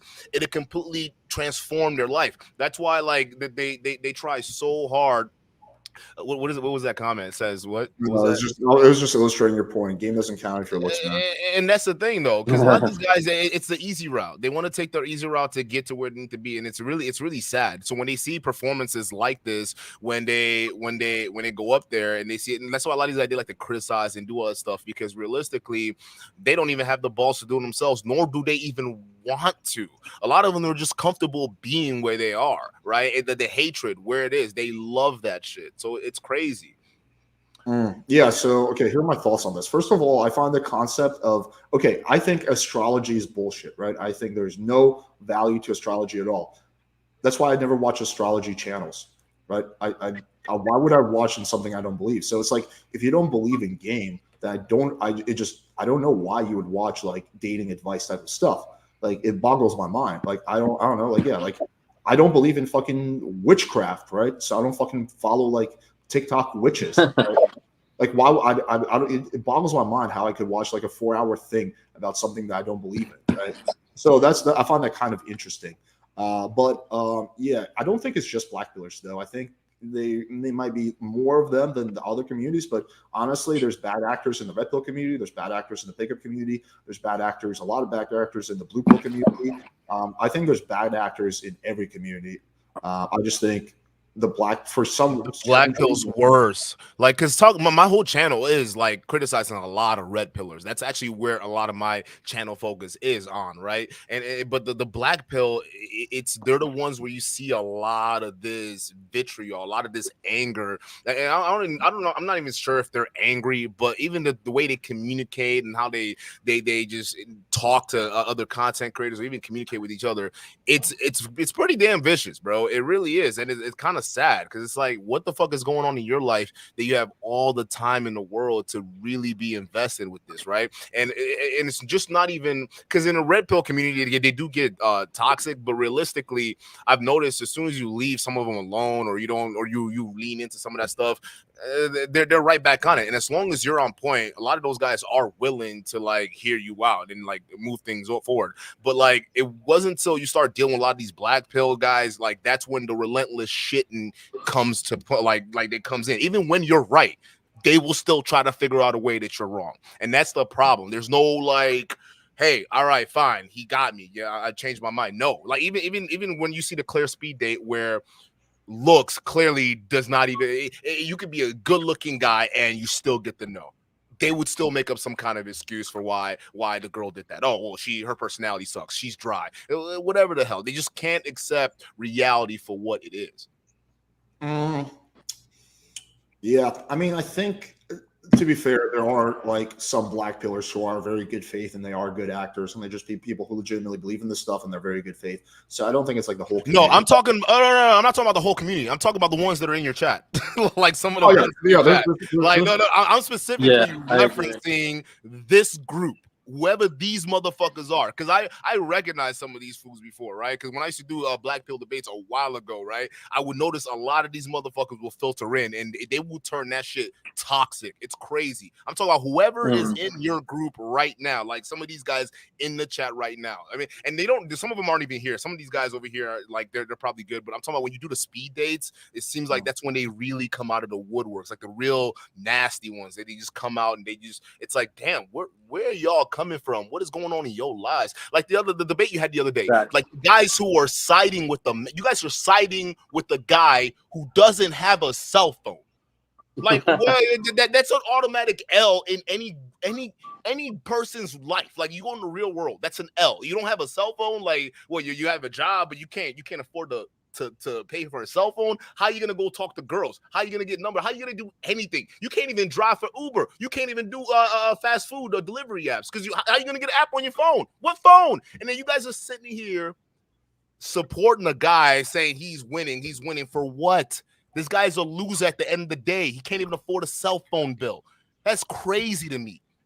So the fact to be fair, that was a pretty poor performance on my part. But yeah, I mean, I think it's not so much they're siding with him, it's just they're siding against me. So it doesn't matter. I could be debating like fucking anyone, and they would like there's just a lot of people. I've come to this realization who watch my channel who solely hate watch. I think this is kind of I think 50% of the black pillars that watch my shit are like semi good faith. Like they just disagree with my theories on game, but like they enjoy some aspect of what I do, and they're here for, they might like fucking like neg me and like tease me here and there, but they're generally have good intentions. 50% are the opposite. 50% don't have good intentions. All they want to do is they want to see me and people like me fail. They I want to see. wasn't referring to the debate performance though. So Yep. because I didn't see most of the debate. I only came on when at that towards the last part when Ashley was up there because I still got smoke for her. I'm just to let y'all know that. But that's when I came on. But I didn't see the full debate, so I don't even know what your performance was. But like the whole thing stopped when I think somebody on the panel said he didn't have a cell phone, and my whole rational thinking was, well, then why the fuck are you on YouTube? Like, why are you here? So it wasn't debate, but I don't know how you performed or whatever it is. I'm just judging based off of just coming into a situation and looking at it, right? So it's like, why you don't have the basic life essentials? And yes, a cell phone is a life essential. You needed to call 911. Some people right now in the new age, a lot of these Gen Zers, they can't get around without a cell phone. If you don't have GPS, a lot of these guys don't. Most teenagers don't even know how to read a map. Are you kidding me? Bus stops, food, everything. Our life is now on a cell phone. So if you don't even have that basic need, why are you on the internet?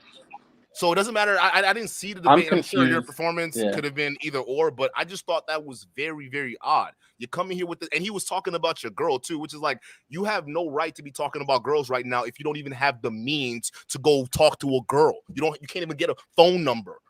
Why are you worried about a girl?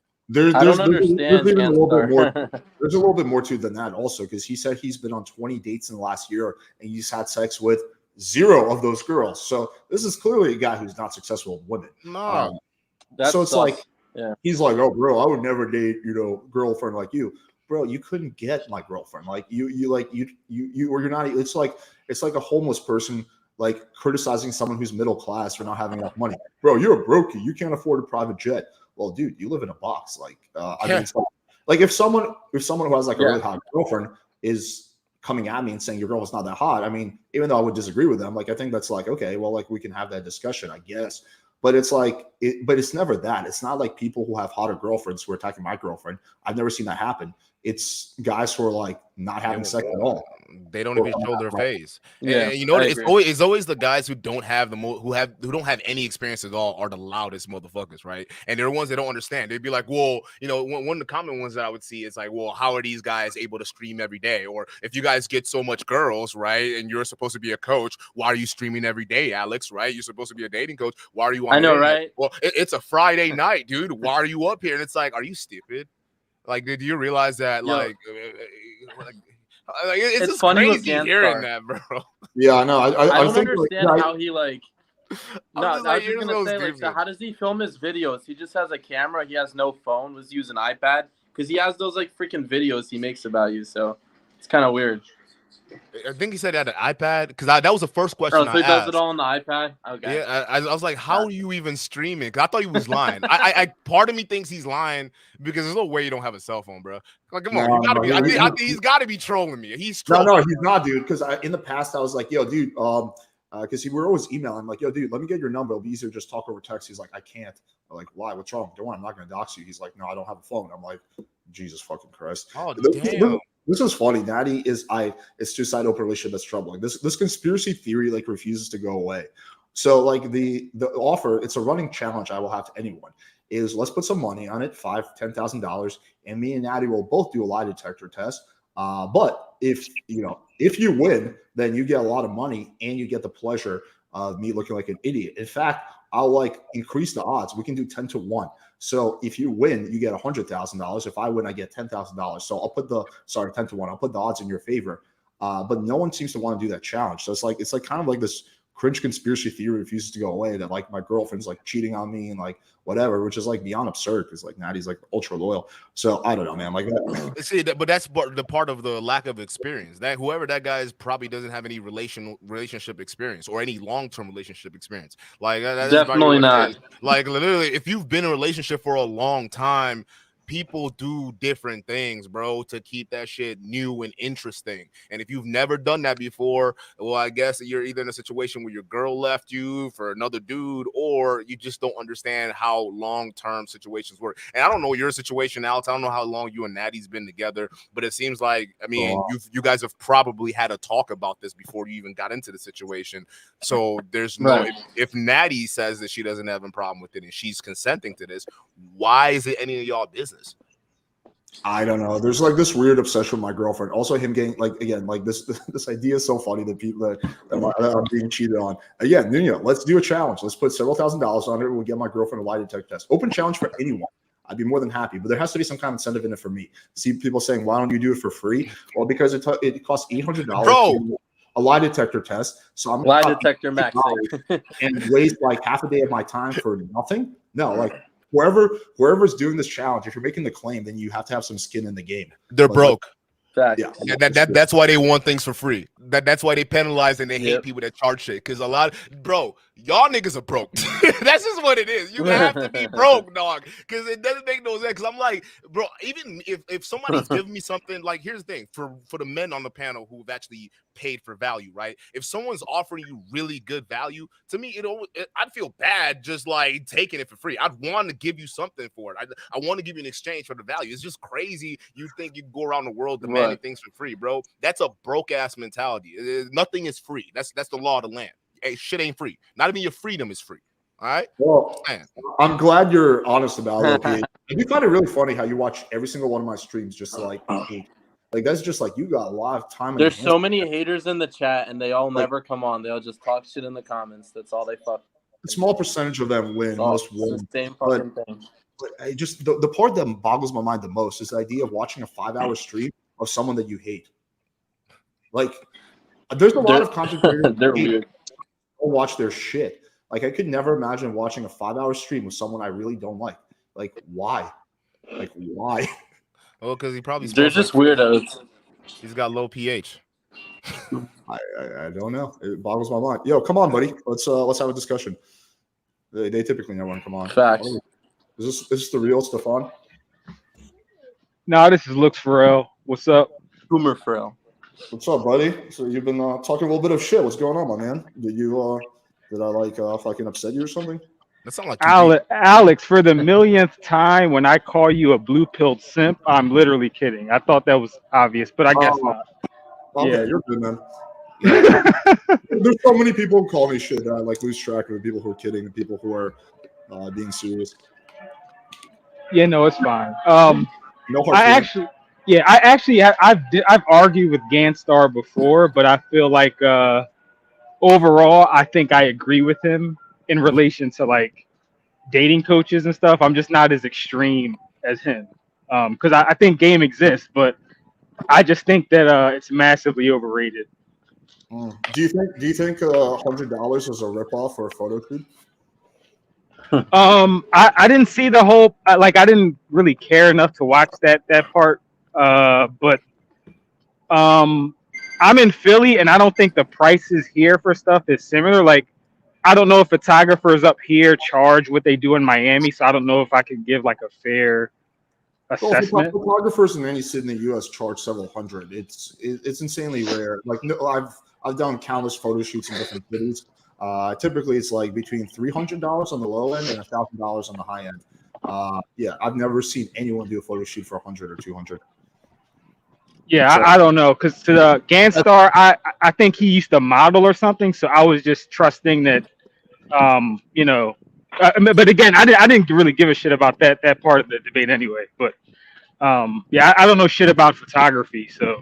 Wait, can you guys break that down? So like, cause like I said, I came in at the tail end of it, but like, what was up with because I heard $100 for photography, like that's cheap, like compared to like people who do stuff around here. I mean, at base minimum, you're looking at least $500 to $700. Dude, it blows my mind how like people think $100 for a photo shoot is a bad deal. That's like paying $1 for right. Bro, this pizza isn't worth $1. Like, guys, if you don't believe me, call around and get quotes from photographers. You will see it doesn't cost. You're not going to find a photo shoot cheaper than $100. It's going to cost you several hundred minimum. Justin, the guy I recommend, charges now $1,000, right? So photographers charge a lot of money, and there's a high demand for it. So if you think $100 is a scam, like I don't know what to tell you, but like call around, get quotes. Yeah, you're broke. It's That's what it insanely is. good That's deal. not the worst price, honestly. And I think it just comes down to like value too, because I think they have to understand the value they're getting out of it. Because I do see where people will come from with that, where they say, "Oh, it's $100 for just a few pictures," but we don't realize that there's a lot more to that. People assign a lot of value to taking good photos, so they will pay $500 at base minimum. You go to some of these little boutiques, minimum $1,000 to get started, and whole families will pay that for just like Christmas or like Thanksgiving or some bullshit like that. So I think a lot of these guys, they're looking at it and they're not seeing the actual value for that $100. Either that or you're broke, because it's Well, yeah, $100. and the professional photographers will actually fucking show you how to actually look good in your photos and give you good poses to do. Hell, engagement photos cost like a minimum of $250.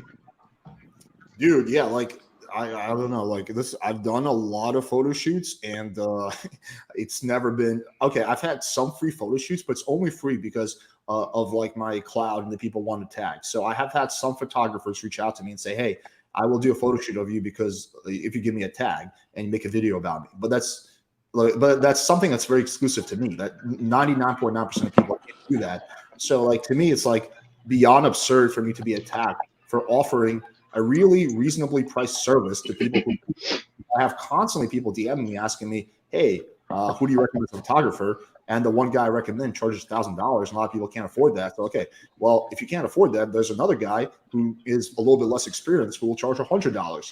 That's like, oh, bro, scam. It's like, come on, man. Like That's even like for people who are actually looking for a nice side income, like a side job. That's actually not a bad thing. Like, if anything, invest in a camera and just go around taking photos of shit. Realistically, because if you want to develop a portfolio like that quick, just go out and take pictures of like people and then edit that shit and then just put it online or put it on a website. You know, you could buy a WordPress site, spend $5 on Fiverr, and someone can edit that shit for you. And now you got a portfolio, and then you just get a business card and walk around and hand it to people. Yeah, I mean, that'd be a good side gig for a lot of people who are thinking of something, because at that point with that portfolio and you get your first couple of clients, you can now demand that much money, and it won't be you'll see that side of the business. It's not that crazy. Jesus, is this guy still whining about people thinking this $100 photographer is a scam? It is his friend, has no portfolio, could work with Alex's help. It doesn't have gear. It's I love the voice. okay. Parts of it are true. He is my friend. Sure. Yeah, I like to help my friends. Call me crazy. Now, this is the part that I really don't. Wait, your friend is the one that does the photo? Yeah, he's my buddy. He's the guy who's done all my video work for 2.5 years. So all the videos you see on my channel, like they're now live streams. He's the one that did the videography for them. So he's a friend. He's a coworker. But yeah, so he's a friend. You're right about that. Who cares if he uses my equipment or his own equipment? Like, why would I tell my friend to spend $5,000 on equipment that I have that he can just use? Like this, that would be like really. I feel like that would be me being a bad friend if I was so greedy and I told him to get his own equipment when I have equipment that he can borrow. So yeah, he has no portfolio. His portfolio is 2.5 years worth of videos on my channel, but he is new to doing like professional photo shoots. Sure, which is why he's charging $100. When he like does a few of those, he's going to go up to 300 and 400 because that's what the market price is. So yeah, like. I don't know, dude. Like, I feel like the people are just like so fucking because you're not trying to be a photographer, you retard. Well, he sounds like the archetype of the black pill that we're talking about. He's a brokey. That's what it is, and he's an angry brokey. That's what he sounds like. So I mean, why don't you come on the live stream? Let's have a discussion. Hop on. Actually, I'm excited to engage with you. Come on, hop on. Wait, Alex, that 50-year-old cougar that IndianPE brags about and think is so beautiful, what would you rate her? I want your honest opinion, because I've heard like black pillars comment on it, but I never heard you speak on it. I didn't see that video. Yeah, this is funny because this gets brought up like all the time. Okay, so just to clarify, she's not 50, she's in her 30s. She just didn't look good that day. So yeah, like she looked pretty old for 30. She's in her 30s, bro. Like, you can take my word for it, but yeah, she's in her 30s. She's not in her 40s or 50s. But yeah, so I met her in real life. In that video, she didn't look good. I will fully acknowledge that. I met her in real life. You guys may not want to believe me, but she looked pretty decent in real life. She was like a pretty attractive Russian girl. But keep in mind, that video was shot right after she got fucked by him. Like she was sweaty, she wasn't wearing makeup. Like typically when you see girls in videos, like they're wearing makeup and all that shit, they're not like fucking sweaty from like just having sex. So she looked disheveled in that video. But people act like as if that's like the only receipt IndianPE has. Like here, let me just pull some up to like put this to end rest once and for all. So let's Only show us the 8s and 9s. I don't care about the 6s. I want to see the 8s and 9s that he supposedly smashes. That'll end the debate. Okay, so here's him before, what he was like before. You can see he was like a nerdy Indian dude, right? Can you guys see this? So you can see him. He's like ultra nerdy, right? This is when he was still a virgin. This is part of like a bigger article, but okay, there's a lot of photos here. Here, let me pull this up. Hold up, it's just loading. Okay, here's one girl he's with. Here's I don't know if this is the same girl or a different one, so don't quote me on that. Here's a different girl. Here's a different girl. Here's a different girl. Here's a different girl. Like, yeah, here's like 6 receipts. I think you'd be hard pressed to say that these girls are busted. Are they supermodels? No, but no, those are pretty good actually. I wish I would have saw those earlier. It would save me some time. They're decent looking girls. Yeah. Like, wait a minute now, bro. That puts a lot of that black looks nonsense to shame, bro. Like, what are you talking about? Like, that dude looks. If I saw that more commonly, the black pill would be disproven, but I don't see that. Like, I see anecdotal evidence every day that disproves the black pill. If I took that and didn't compare it to the overall like population, so like, for instance, for every guy that I personally know that like quote unquote disproves the black pill, I can name 5 to 10 other guys that prove it. So it's not common enough for me to really give too much credence to it, but I will admit that but then again, I'm not an extremist black pillar anyway. So I mean, well, yeah, IndianPE, I'll fully acknowledge he's an exception. Most guys who look like him are not getting those results, not even close. So he's definitely an exception to the rule.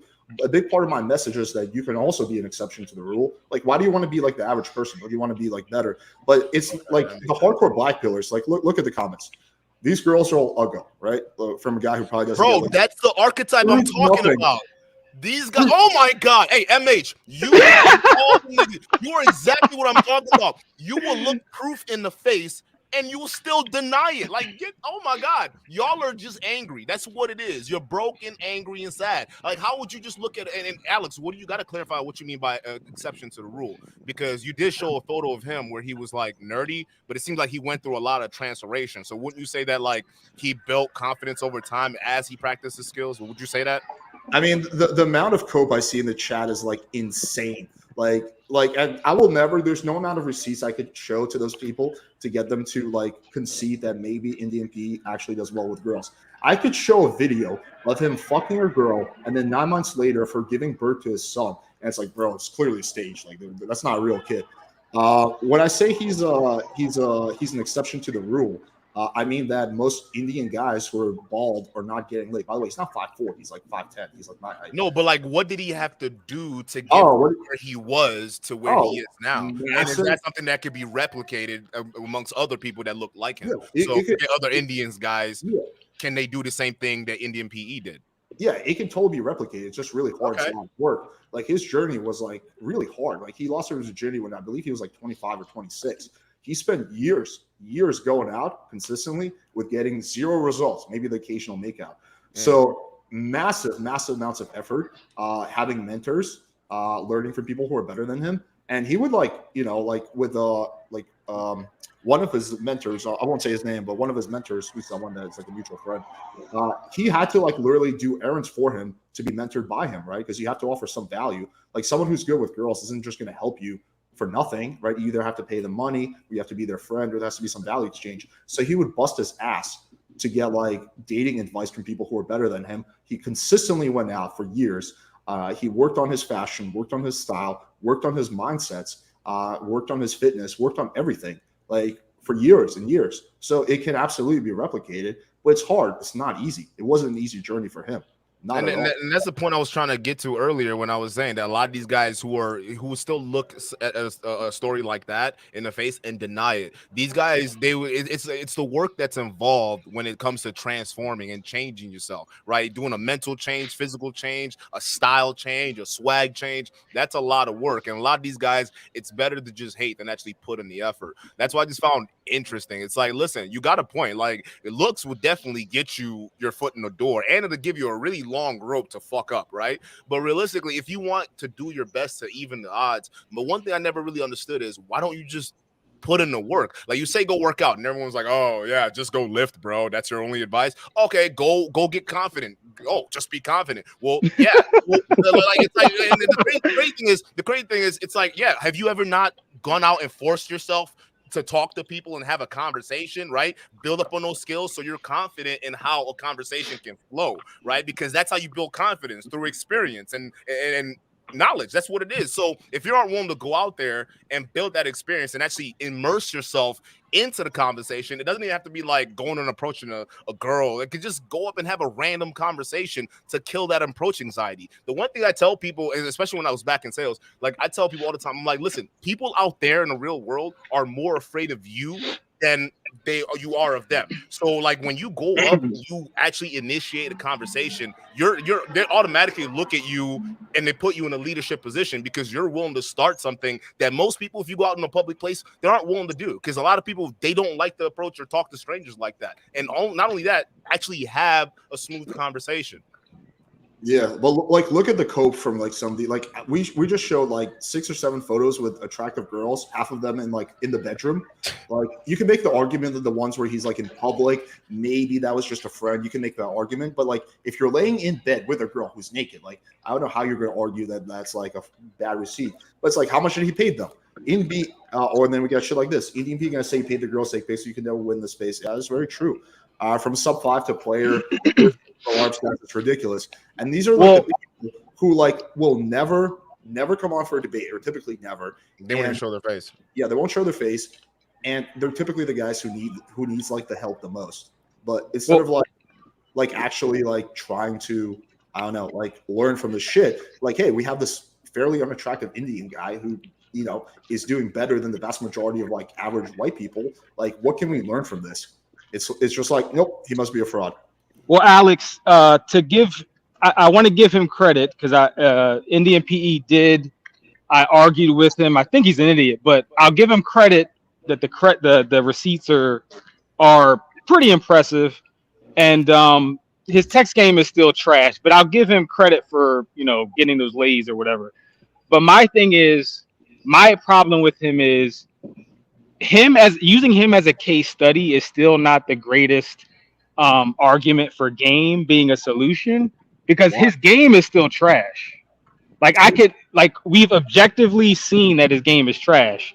So these women that he's getting, if I had to guess, maybe it's a combination of maybe his swag in person or his personality is very unique, and maybe these women, you know, after a few minutes or whatever, maybe they you know, give him more of a chance than other guys on his like in his, you know, range of looks and height and all that stuff. Like, but I know it's not his game, because I've seen it myself in his game. It's not even like it's average. It's like below average. Okay, I got to push back on all of this. Okay, so first of all, you're kind of contradicting yourself, Stefan, because you're saying that, well, maybe it's his swag. Well, swag. Well, yeah, presence is not game. They're two different things. Okay, it's either, okay, there's 3 things that could potentially get you laid: your looks, your personality, charisma, your game, and I don't know, maybe like your money or something like that. It's not his money. It's not his looks. We know it's not his looks. So the only other option is his swag, his charisma, his personality, i.e. his game. That's all. It's all in the same category. And fashion. Game. Well, Alex, the reason. Let me finish my point. Oh, yeah, go ahead. Game isn't just like lines that you say. It's how you carry yourself, your body language, your demeanor, your charisma, your charm. All of that is part of your game, right? So people think game is just like the words that come out of your mouth. Now, second of all, you said that his game is objectively proven to be bad. It's not objectively proven to be bad. It's your opinion that his game was bad. You're basing it, I'm assuming, on that speed date performance where he didn't do that well. But did you watch his speed date performance a week ago where he did really well, where the girl was like super into him? Like, no, So it's like, yeah, like everyone has the occasional flop. Like I had my flop last night with my debate. Typically, 99% of the time, I do pretty good in debates. Last night I significantly underperformed. Doesn't mean I'm a bad debater. It just means last night I had an off night. Everyone has off nights. I've never made the claim that he has a success rate. There's a Alex, I would have. Go. There's a bunch of background noise. Y'all hear that? I hear like traffic and shit. On whose end is it? Is it on your end, Club? No. Oh no, I muted myself. A car just drove by me, like a big ass truck. Yeah. Oh, never mind. You okay, so I never made the claim that he has 100% success rate. Of course not, right? He's a human being who has ups and downs, who takes L's and W's, right? But again, like if you were to like actually look at, for example, his speed day performance from a week ago, where he took a massive win, right? It's like, yeah, he has his on days, he has his off days. In his defense, he's very new. He's not like me. Like I do constant live streams, so I'm very comfortable on camera. He almost never does live streams. So for the average person, it is a little weird being on camera, plus the pressure. So I understand why he took an L that day. But you can't say his game is objectively bad when you've never gone out with a guy and you've literally just watched like one speed date performance. But Alex, I've seen dozens of his text lay reports or whatever, and his text game is worse than Greg. Like I bet money that Greg has better text game than IndianPE. I'm not kidding. It's that bad. But see, the speed day wasn't my only point of reference. That was just the only visual one. You're contradicting yourself again because you're saying his text game lays. Well, if he banged the girl, the whole point of text game is to bang the girl. So if you banged the girl, then it was pretty fucking good. The point isn't to like look good for people on the internet. The point of texting the girl is literally to get her over so you can fuck her. So if you were able to, if it's a lay report, but that doesn't mean the game is good, Alex. Most of my lays, the game was average. Let me finish.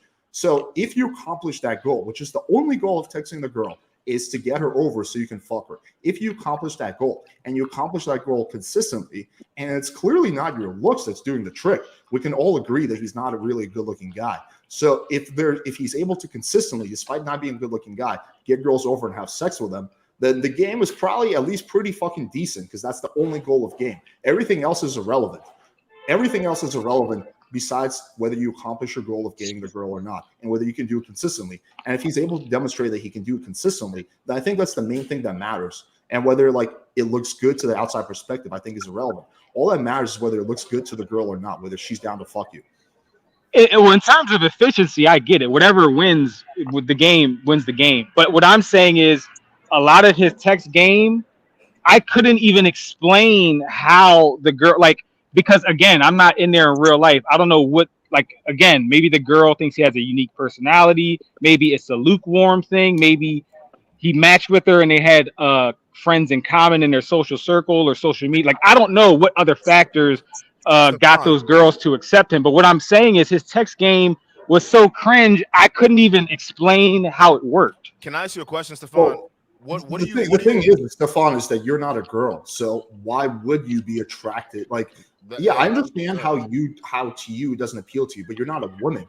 You're not the person he's trying to fuck. But Alex, we critique game. This is what we do on PUA and pickup channels and dating coach, related channels. My counterpoint would be that you don't actually have a good understanding of game. If you're looking at his if you're looking at his that one speed day performance, you're saying it was a poor performance, like that's fine, that's reasonable. I would even somewhat agree with you on that. But if you're actually looking at a lot of his text game lay reports where he's literally showing receipts of him fucking the girl and getting her over, and you're saying that's poor game, then I would argue that you don't actually have a good understanding of game. Well, no, I'm not talking. Whatever one you're talking about, where he's laying in bed or whatever, I'm not talking about that one. I'm talking about the ones where he shows the conversations of him getting them over, before, after he matched with them. What kind of framework are you expecting to see when you look at a text lay report? Like, what type of framework? There's no framework. It's open ended. So, but my point is, if it's open ended though, that means that you're utilizing what works to get to the box, right? So if I'm saying it's open ended, as in there are 1,000 different strategies you can use. But what I'm saying is there are typically markers. For instance, if I posted a text conversation and everything I'm saying in there, you're seeing, I like the way he set this up. Oh, that was funny. Oh, that was clever. Oh, I like the way he led her to do this, or he got her to invest. Like, so you can see. But what do you think is more important, getting the girl or getting a random guy on the internet to approve your text game? Like, which one of those do you think is a more important metric? Well, he's the one claiming that he bangs 8s and 9s and that he's an authority on game. Right, but you just In the comments, it's not like I'm talking about a guy who's not like some random viewer in your comments. I'm talking about a guy who goes out and argues with people in the comments after your videos as if he's an authority on game. Well, my point is he's not. I know guys in real life that smash more women than me, and some of them have worse game than me. So game is not the end all be all. Are those guys significantly less attractive than you? It varies. Stefan, you have because guys, first off, most guys are in the average range anyway. I don't think IndianPE is as ugly as everybody makes it seem. He's pretty average. I don't think IndianPE is a sub. He's not a sub 4. If you want to argue, he's a 4.5, whatever. That's I don't care. It's not like he's deformed or something. That's funny that you say that because it's a common black belt talking point. But okay, so you're saying that you have guys in real life who are significantly less attractive than you, that get better results than you? No. I'm saying they have less game. So my point is, just because they've smashed more chicks, doesn't mean their game is better. So there's like game. The way I view it, it's a cherry on top. But then how is he getting the girls if it's not his looks? It could be anything. That she could genuinely like them. A lot of guys, if you have a girl and she's talking to she's approached by 10 guys, right? She could be approached by all 10 that have average game. So she could get, if they look similar, but then their game is all average, then she might choose one based on some other factor like personality or whatever else. Dude, it feels like your definition of game is just radically different than my definition of game. My definition of game is the things you say and do that facilitate you sleeping with a girl or developing a relationship with a girl. I think that is the only metric that matters, whether you can consistently attract girls and hook up with girls and seduce women. I think the metric you're using is whether it looks good to people on the internet. No, right? Alex, even we can use myself. I don't think my game is anything special. It's intermediate at best. And I get better results than some people. And I don't look better than all of them. I'm not taller than all of them. Some of them are like equal height. Some of them are maybe look a little worse or a little better or about the same. And I get better results than other people. But that doesn't mean my game is better. The girl could just like me because all of the factors are in a reasonable range within each other so that she could actually choose who she genuinely likes. Well, then that kind of is the black pill that all these random girls who are more attractive than him are liking this bald Indian guy. Like, why are they? I thought looks were the main things that matter. Why they attract to a guy who's uglier than them? Well, I think looks are the only thing that matters because if you repeated that experiment 1,000 times, most times if he looks good, then you're saying he's like a 10 out of 10. What are you saying? Because no, I'm saying if you repeated the IndianPE experiment 1,000 times, it would be the opposite result for like 950 times, and then 50 times. Is it mainly online game, or does he do a mostly code approach to get his leg count up? Like, what does IndianPE do? He does mostly online, but there's definitely a good amount. But you can't tell. Okay, so you can't look at personality online. You can't really. I mean, all you're looking at is photos. So are you saying that he looks good? To me, he's average, maybe slightly below average, but it's not like. It's not like he's some 5'2". It's not like he's some. Okay, so it's not like he's some 5'2" deformed guy. Okay. He's a 5 out of 10. Would you agree with that? So I don't see. I don't have anybody to compare him to in real life, so I don't know. Like if I had an Indian friend that looked similar and I knew how they did, I could actually. You don't need to have like a close friend to rate someone. Like just give me. No, but I don't judge by what I think. I judge by what women think of men who look similar. So if guys like me generally are seen as like a 6, and they look similar to me, not exactly, but similar features and blah blah blah. Then I'll say, okay, it's safe to say he's a 6 because guys that look similar to him with similar prominent features are treated as a 6. They're you could ask a woman to rate so and so, and she'll say, oh, he's okay, he's not drop dead gorgeous, but he's cute, whatever.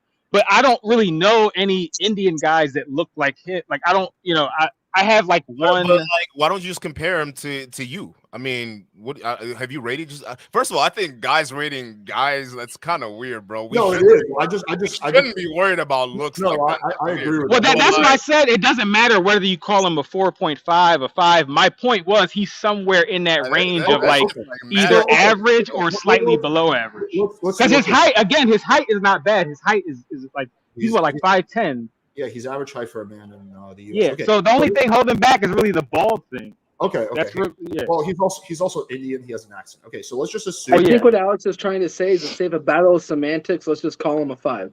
Yeah, like Let's just say he's a 5 out of 10. As you saw in those photos, he's hooking up with girls who are like 7 out of 10s, right? Girls who are above his looks threshold significantly, and it's not just a one-off thing. He's doing it consistently.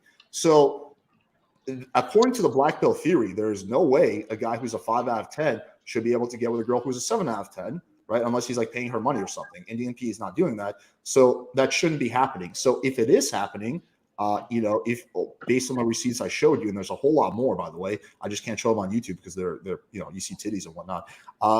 Based on like that, then there's got to be some factor that's allowing him to do that. And you're saying it's like his personality, maybe. But no, it could be. I don't know. I don't know these women. If it's his personality that disproves the black pill theory, then that means that girls actually don't care about looks that much. They care about your personality too. So either way. Hold on. I just want to clarify one thing because I want to clarify my point before you go on a tangent, because I want you to react to my clarification. I'm explaining a micro sample, just one person. If you took 1,000 IndianPEs in the same city and they went out every night this weekend and tried to pull girls, like I said, out of that 1,000, maybe 50 of them will get the same results as IndianPE. If you analyze each individually, it disproves the black pill. But if you analyze the other 950 that went home alone or went home with like a trash girl, all that proves is just numbers. Like you're literally playing the numbers. But that's what they mean. Wait, Stefan, I gotta mute you for a second. Can you please fix your mic? It's like super crackly and it's like ultra annoying. Can you just please fix that? Is it any better? No, it's still like really like crackly. Are you on a phone? Like just move the phone, or if you're using Bluetooth, that's probably where the cracking comes from, bro. Hold on one second. So get like a wired headset that'll work. While you do that, I'll just state my point. So I agree with you that if we do this experiment with 1,000 guys, a small percentage of them will have the same results as him. I have acknowledged constantly that he's an outlier.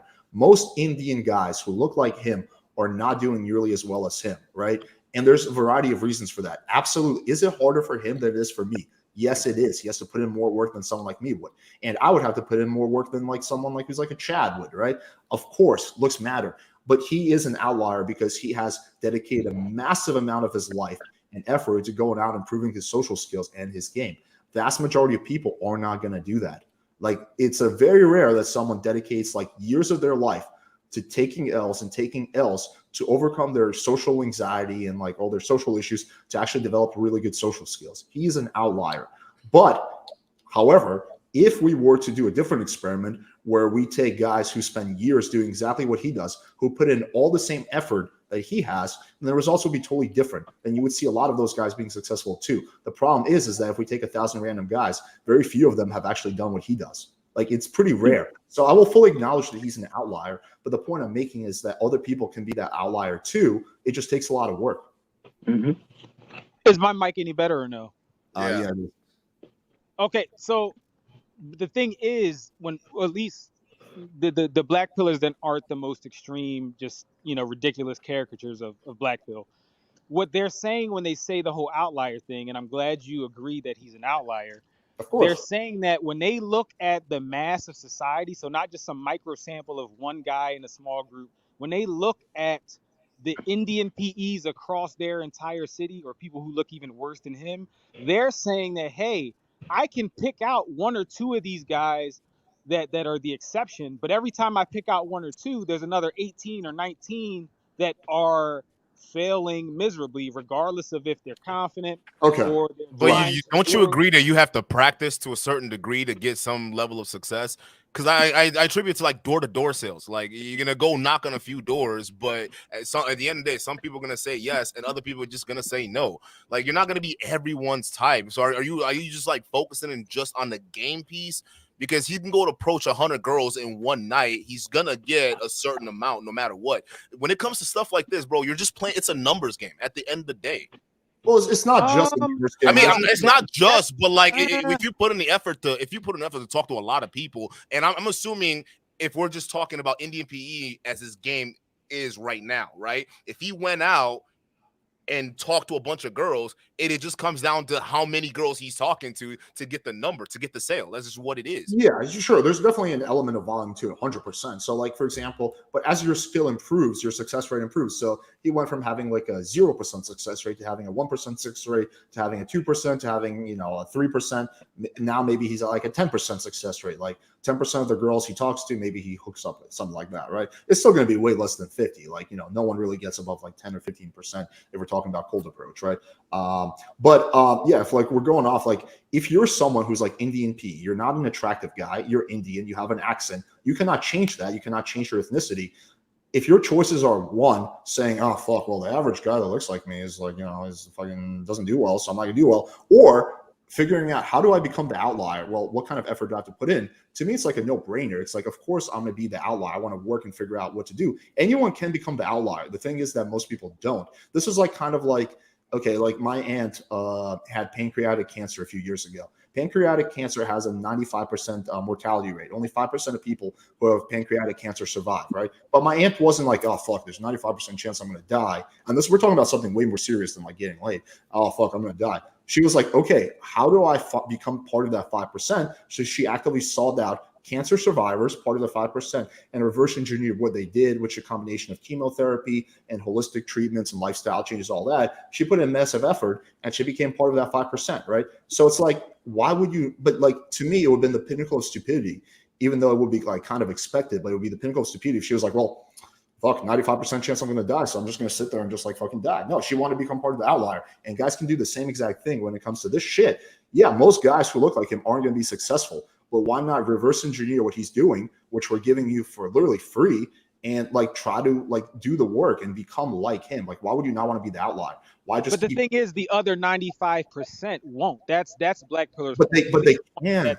They're not doing it currently, but they can become the outlier. There's nothing unique to him that those guys can't do besides the fact that he had like massive like fucking motivation. But aside from that, there's nothing that's like unique to him. Those guys, most of those guys can become outliers. They just choose not to put in the work. But wouldn't that defeat the purpose of the word outlier? Like if it's that easy. It's not easy. It's not easy, bro. Because like, bro, what I'm doing. No, but you just said that if most guys can do it, I would call it easy. The reason why it's not easy because you have to approach a lot of people to even build up those skills. That's what I'm saying. At the end of the day, the bare bones of it, the backbone of everything is you have to be willing to go out there and put in the numbers. That's just what it is. And with those numbers comes success, and with those success comes confidence. Like that's just what it is. Like it's how you do it. Like if you buy one of these I don't know who's still doing these courses where they fly you out, but if you want on these courses where they fly you out to go get in a group and approach a bunch of girls, right? You're gonna be successful or maybe you're not gonna be successful, but the success that you do get, you're gonna learn from it and you're gonna replicate that. The point is you have to go out and hit those numbers. You have to keep doing that. It's just what it is. Yeah. And most guys if you don't have the look, if you don't have the looks or swag, that's why you play the numbers. Need insane numbers, yes. But yeah, which I think is the point of the black pill, because if you don't have either, then like if I go, you can control the numbers. Okay. Well, let me explain to you like this. I'll tell you one thing. If I was a you're not going to see me approach 1,000 chicks. I don't have the energy to do that. Then you can't complain about the results you're currently getting. You understand that, right? If you're not willing to go in and put in the work, you're not going to get it. Let me explain to you like this because I think it'll make more sense. Pretty much any guy who doesn't have like some kind of really bad injury or health condition can become jacked.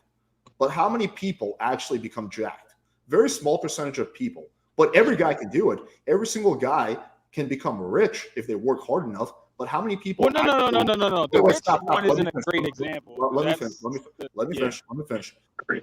Every guy can become jacked, pretty much, unless they have like some really debilitating condition. Every guy essentially can become rich, but very few people do it because it's not easy. It's actually really hard. So the guys who are jacked, they are the outliers, but that doesn't mean they're the only ones who can be outliers. The average person can also get jacked. It's just really fucking hard to consistently work out, to go through that effort, to really watch your calories, to avoid junk food, to get a lot of sleep. It's not easy. Just like this shit is not easy.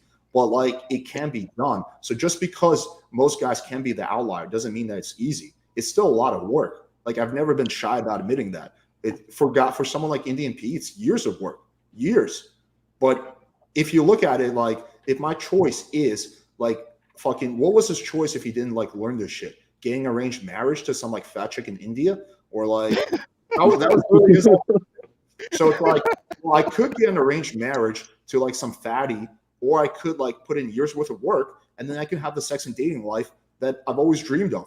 Like to me, the second one seems like a no-brainer, but it seems like the black pillars are just like, well, he's not the average. So, why even bother? Because you're going to be like the average. But like, it's like, why would you want to be like the average?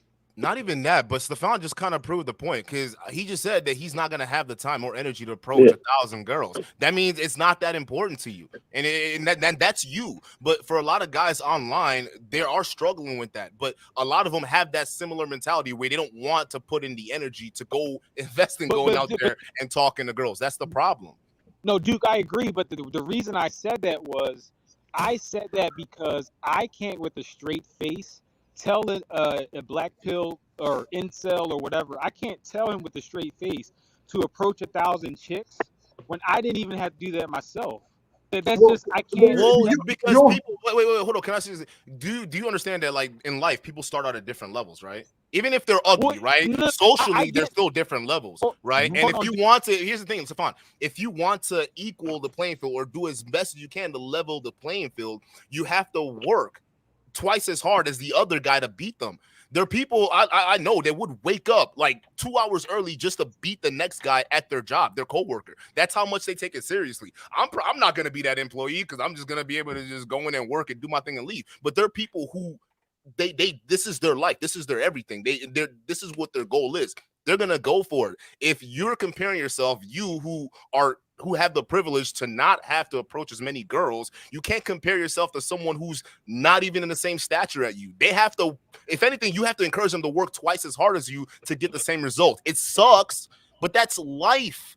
That's just how it is. Yeah, like someone like I started. Wait, let me make this point. I started like IndianPE had to put in way more work than I did.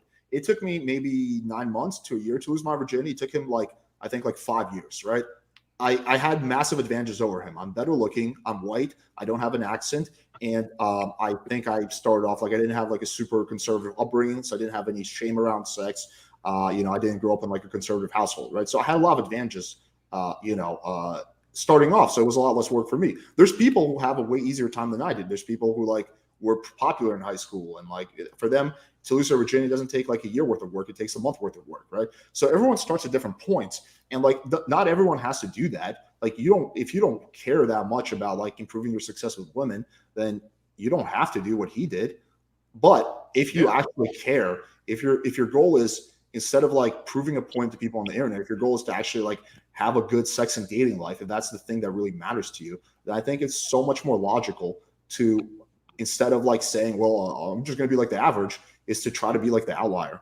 And honestly, Stefan, if you know that you're not at the same level as somebody else, it's not your place to tell them what it is. I mean, it's not even your place to, and you're right about that. You're right about not trying to impose on them, but don't sit there and walk away with this ideology saying that just because, I'm having it easy, I don't think it's not a blanket thing. People start at different levels in life, bro. And sometimes there are people who are shorter, and sometimes those short people, they go out and do what they can to get the money, right? So they figure out what it is that they could do to equal the playing field for what it is they want. So if it's that important to you, you're gonna find a way to get it done. But the problem is, what we're talking about is there are a lot of people online who are engaging with a lot of content creators and a lot of content like this shit is serious, but they're not willing to put in the back end work to actually make it happen. That's why you see a big revolving door, not even a revolving door. A lot of people come into the space and they stay in these spaces. They're not going out there to work because they're just living off of this shit. The big issue is people, especially a lot of these guys who are here, need to get off the internet and go try it. That's just what it is. Yo, guys, I gotta wrap up because we have Let me respond to Duke's. okay, and then I gotta wrap up after that. Yeah, what you were saying about us, or you and Alex were saying about all of us starting at different levels, I agree with that. My thing is, I can look at people who have it easier than me. The reason why I didn't go, I wasn't a doomer or anything, is because just because a quote unquote Chad and Tyrone have it slightly better than me, or even a lot better than me, my baseline of ease and success is still reasonable. So when I had a friend in college and he would like, let's say every time we go out, I get 3 numbers and he gets 6, and we approach the same number of chicks. I'm not going to pout about it because I still got 3 chicks. Hey, I didn't approach Okay, them. wait, guys, But I my gotta point wrap up because Hold on. Hey, your girl Ashley just accused me of something in the chat. Can you bring that up real quick? I gotta defend myself real quick, bro. Dude, okay, fine, but after that, I'm sorry. Hold on, Stefan. Can you bring that up real quick? I'm gonna be single thanks to you guys. No, that's good. What's good, Natty? How you doing? My point was, black pillars are saying their baseline level of difficulty is so far outside of what guys and even my range have to deal with, let alone the quote unquote Tyrones and Chads and all that. My point is, I didn't care that some people had it easier than me. Okay, wait, Stefan, No. But my point is, once you go over a certain hold on, Stefan. Let me address this. All right. So Ashley is talking about some very aggressive and egregious claims that I made against her. Realistically, guys, y'all cannot trust this woman. And if you don't believe me, go watch the stream that I clarified on Lando's channel. Lando, if you're watching, go ahead and put your link or whatever it is to that actual video, because that exposes everything. This woman is like, look at how she's gaslighting me in the chat, talking about I'm angry. Like, who's aggressive and who's angry? Just because I talk a certain way that makes me aggressive? Are you kidding me? Like, stop talking. You spurged out on that stream because nobody was listening to your dumb ass, and even your points were kind of weird. All right, and then you tried to make it seem like I was the one spurging, and we played the chat back. It wasn't true. You made false allegations against me, and you haven't even apologized for that shit yet, and you got caught red-handed. Even everyone else on that panel knew you did wrong, but the fact that you're still here repeating lies is a testament to a character of a woman just like you, of someone who's willing to say anything, do anything for just the fucking attention. Girl, you got me twisted, because I ain't the one. Like, don't play with this. All right, guys. Hey, listen. Go watch Lando's stream. She's gonna expose herself. She lied on stream. Like, she said things that never happened. You get out of here, girl. You crazy. All right, cool. I gotta wrap up. Okay. So yeah. So. But my no last points. No. I gotta wrap up. Yeah. I'm half an hour late. Okay. So you guys can maybe have a debate at some point. You and Ashley. I would even be happy to host it. If you guys want to do that. But yeah. So there's gonna be, I don't know, maybe like late at night at like 1 or 2 a.m. I'll do like a after party show or something like that after a little Natty goes to bed. But yeah, I got to dip. Appreciate y'all. Thanks everyone for tuning in. Have a good night. See you.